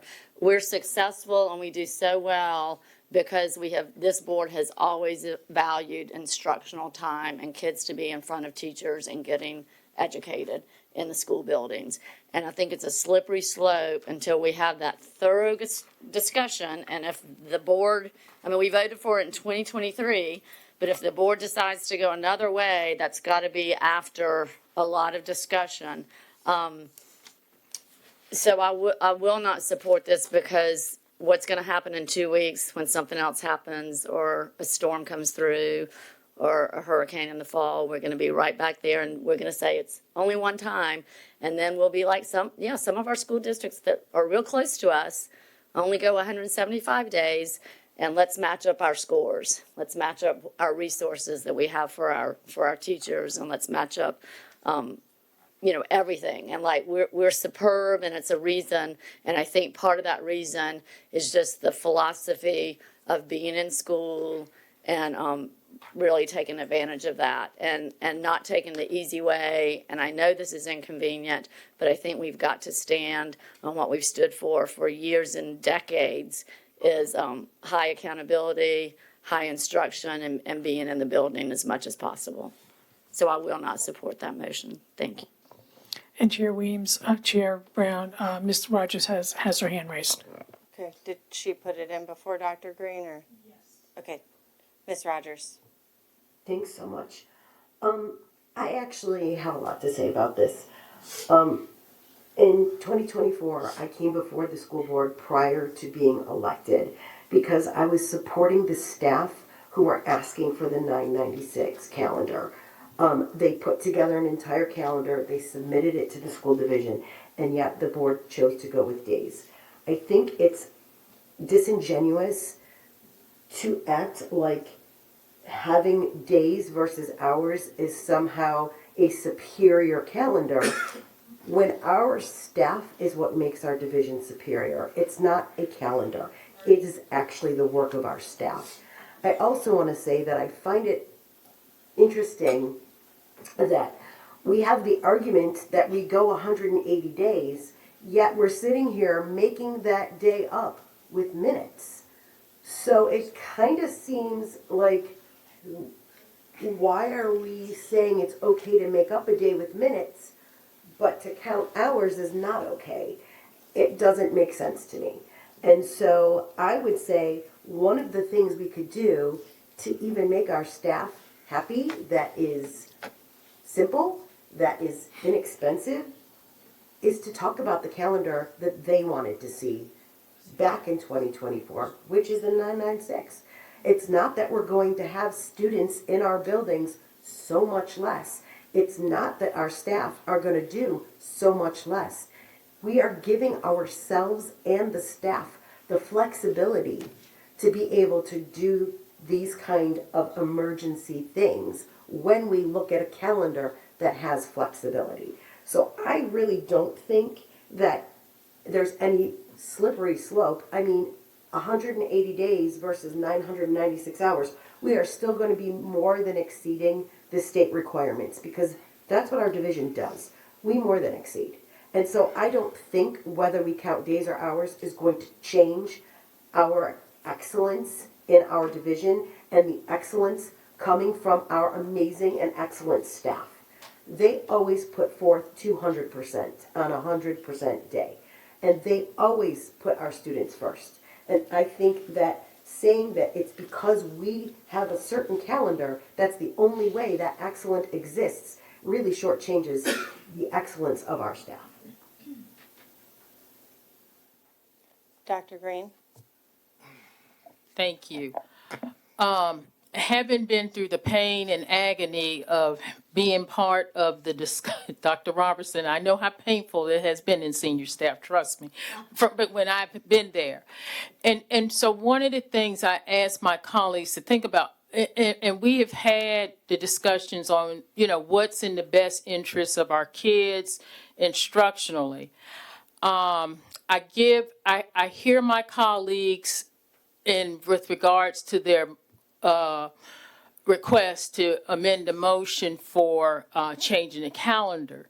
But I feel that's a bigger discussion we should have when we have a lot more information. And then if I recall, some of us been up here digging through policy things, and I think Ms. Melnick may have found it.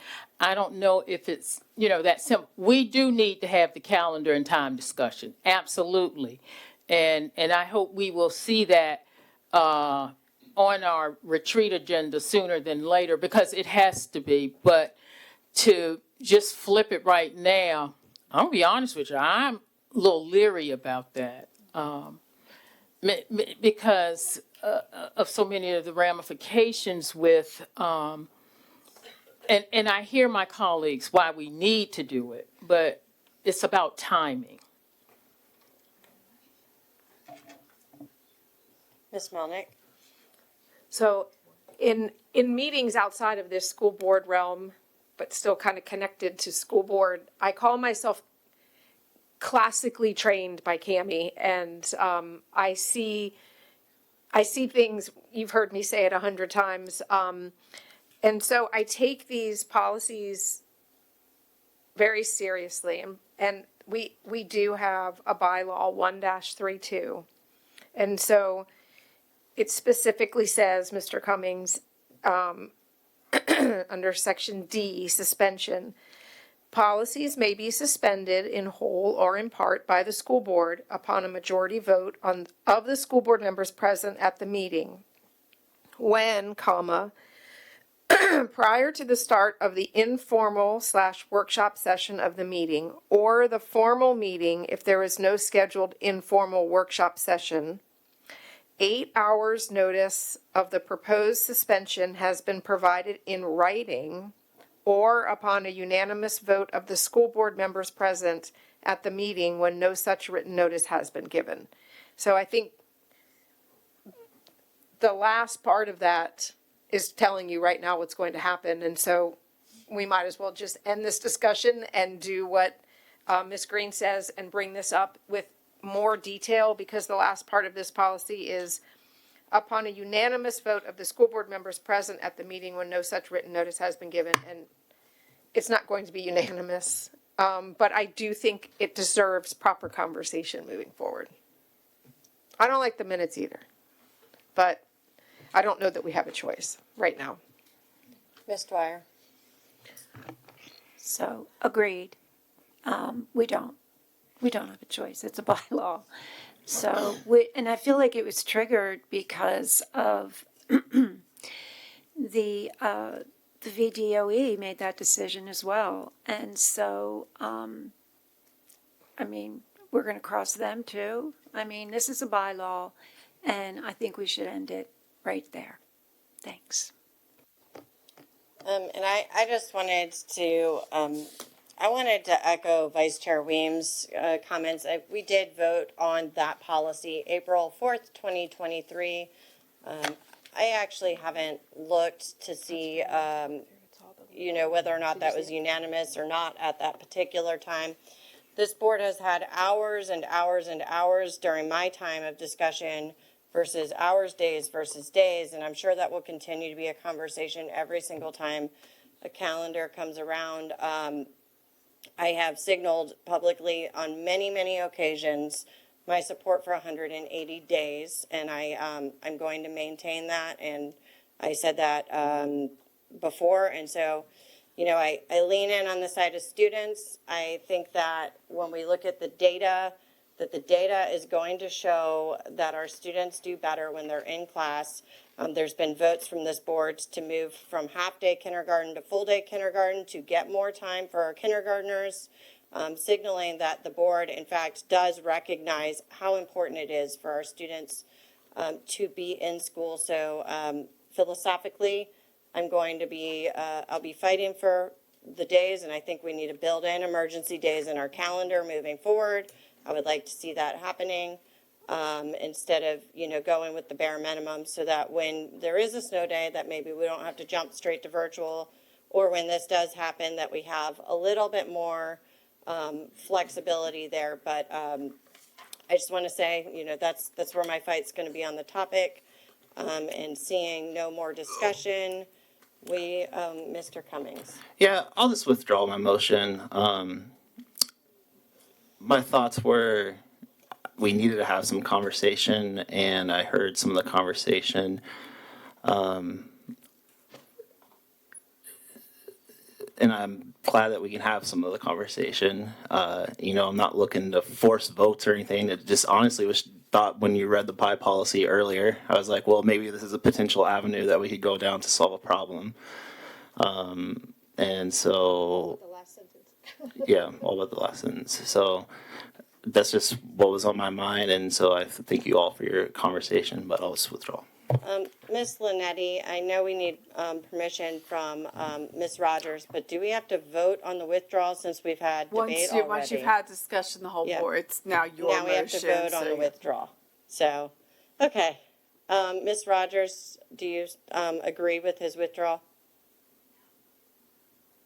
I mean, I would rather just vote on it, but whatever. I'll agree. What does that mean? She'll agree. Okay, so we are going to vote on the withdrawal of that motion. And we'll give Regina just a minute here to get that set up.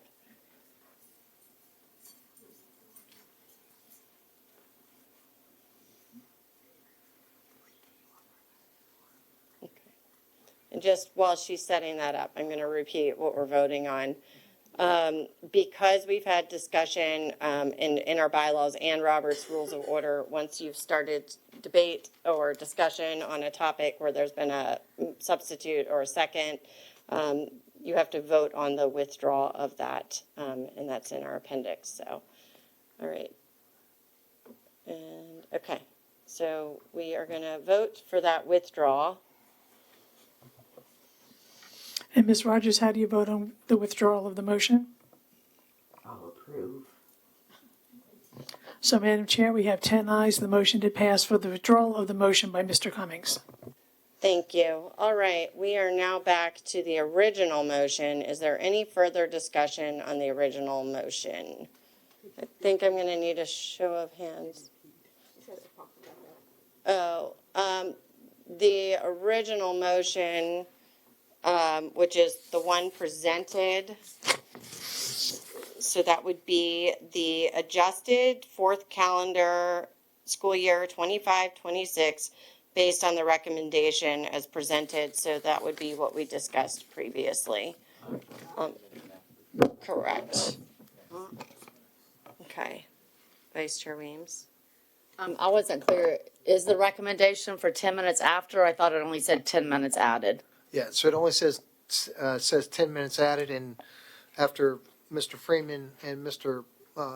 Delaney providing input from transportation and school leadership standpoint, they feel that less is more in terms of disruption. And because we have 4 different schedules for 2 with elementary, 1 for middle, 1 for high, if you just go 10 minutes at the end of the day extended, then there's only 1 adjustment. It's just, it's a little cleaner. Okay, well, I appreciate that, and I appreciate Dr. Green, you sharing your experience, because that helped me, so I will support that because of the reasons stated. I would prefer the 5 and 5 for ease, but because of all the logistics, I will agree to 10 minutes at the end of the day. Thank you. You're going to need to either amend or substitute then. Did the motion actually say just 10 minutes added? It said 10 minutes added. It didn't specify how those 10 minutes were added, so that is an operational decision at that point. And I echo those comments. I would have liked to see 5 and 5, but I don't want to cause additional burden by doing so. So I will accept that. Ms. Melnick?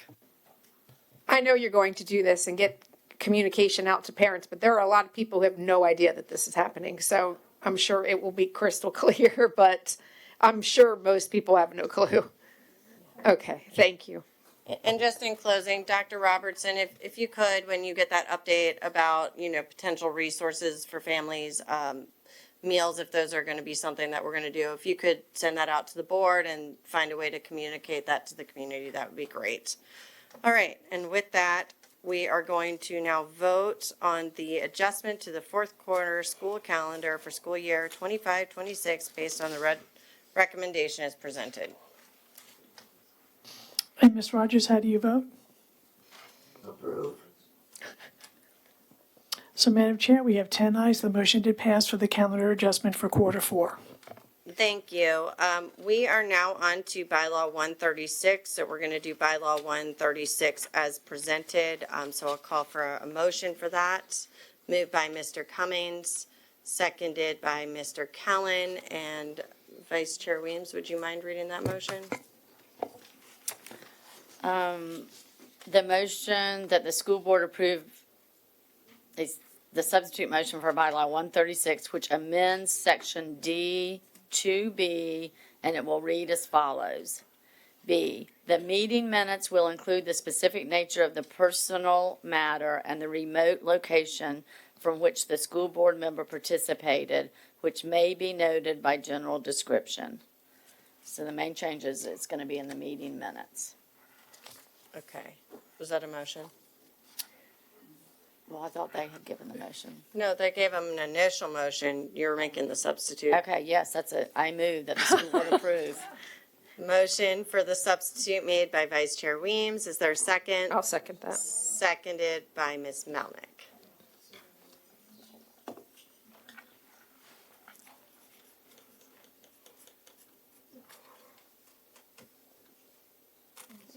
Any discussion?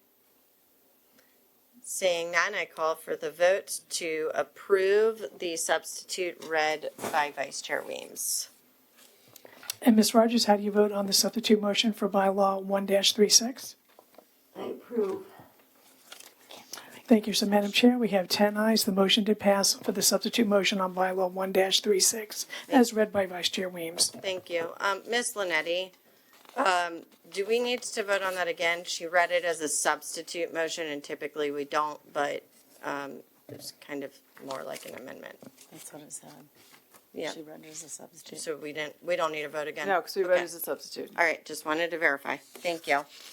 We are now on to committee organization and board reports. Do any board members have anything to report? Ms. Melnick. So tomorrow is the regional CSTEP and governor school meetings. Dr. Robertson and I will be there, but just a note to my colleagues, please check governor school website. They have a lot going on right now in all of the disciplines. Please look, and if there's something that interests you, something you think you might like to attend, please let me know.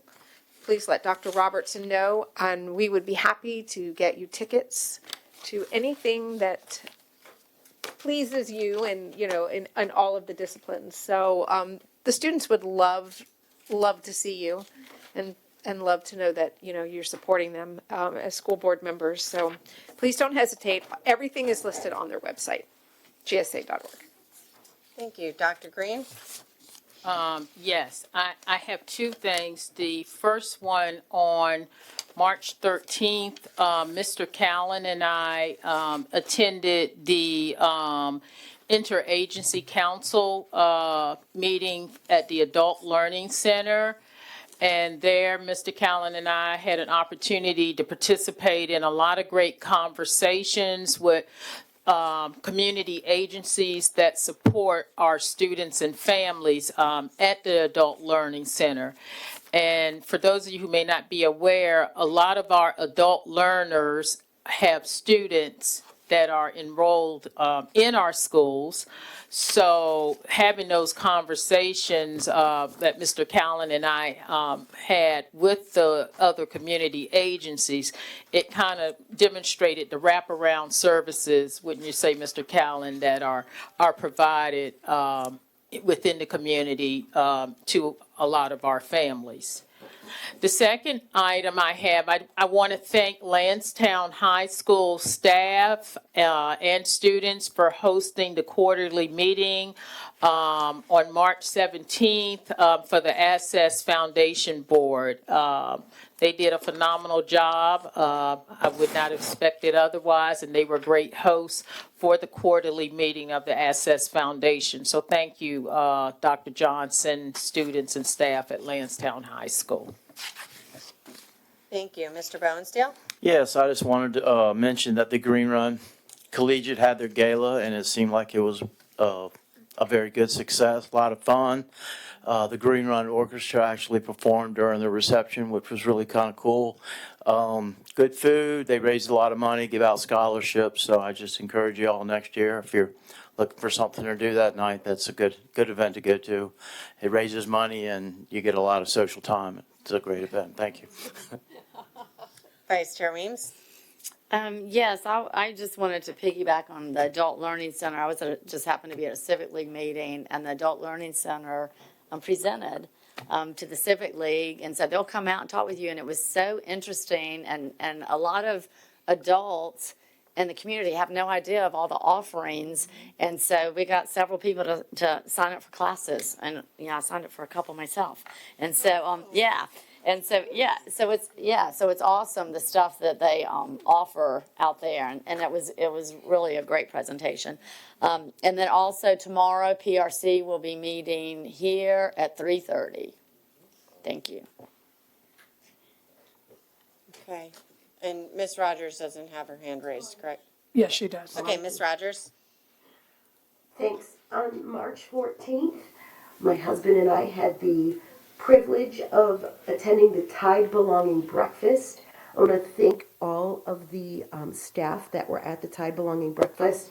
There was amazing parent participation opportunities, and we really got a chance to give really great feedback on how parents can be more involved in their middle schooler and high schoolers' careers. It's interesting because there's so much parent involvement in the elementary school level, and it just tapers off at the middle and high school levels.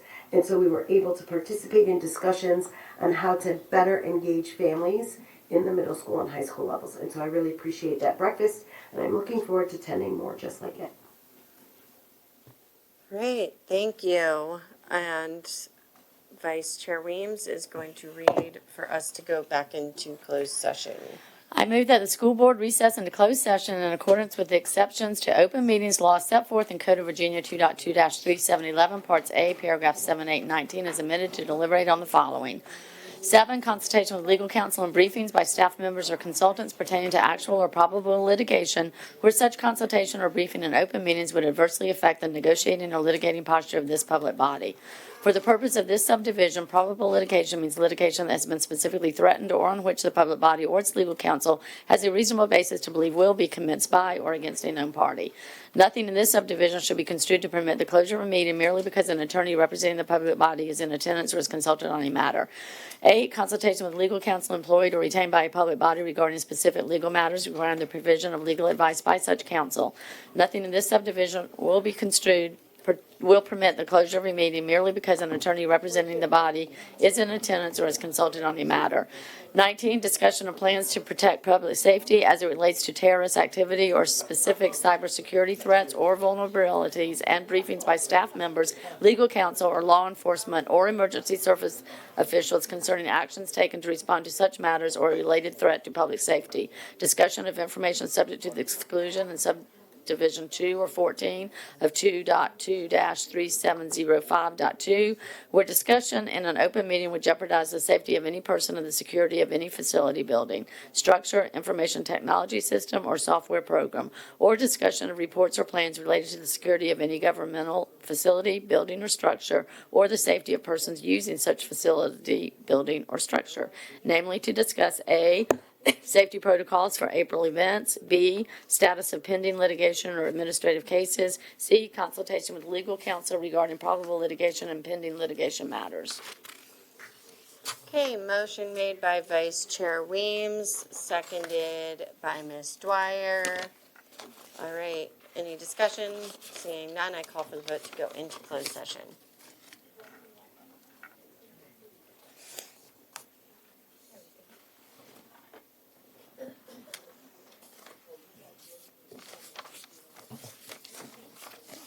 Madam Chair, we have 7 ayes, so the motion did pass to go into closed session. Thank you.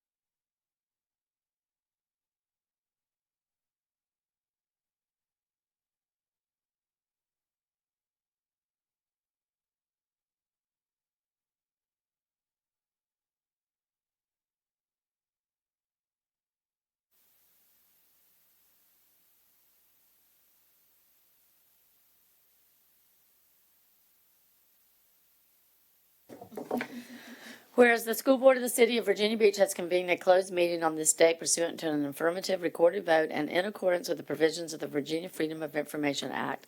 And whereas section 2.2-3712 of the Code of Virginia requires a certification of the school board that such closed meeting was conducted in conformity with Virginia law. Now therefore be resolved that the school board of the city of Virginia Beach hereby certifies that to the best of each member's knowledge, only public business matters lawfully exempted from open meeting requirements by Virginia law were discussed in the closed meeting to which the certification applies, and only such business matters as were identified in the motion by which the closed meeting was convened were heard, discussed, or considered. All right, is there a motion for certification of closed? Motion made by Ms. Melnick, seconded by Ms. Dwyer. Any discussion? I call for the vote to certify closed session. And Mr. Callen, how do you vote? Thank you. Madam Chair, we have 9 ayes. The motion to pass for certification of closed session. Thank you. It is 8:40 PM and we are adjourned.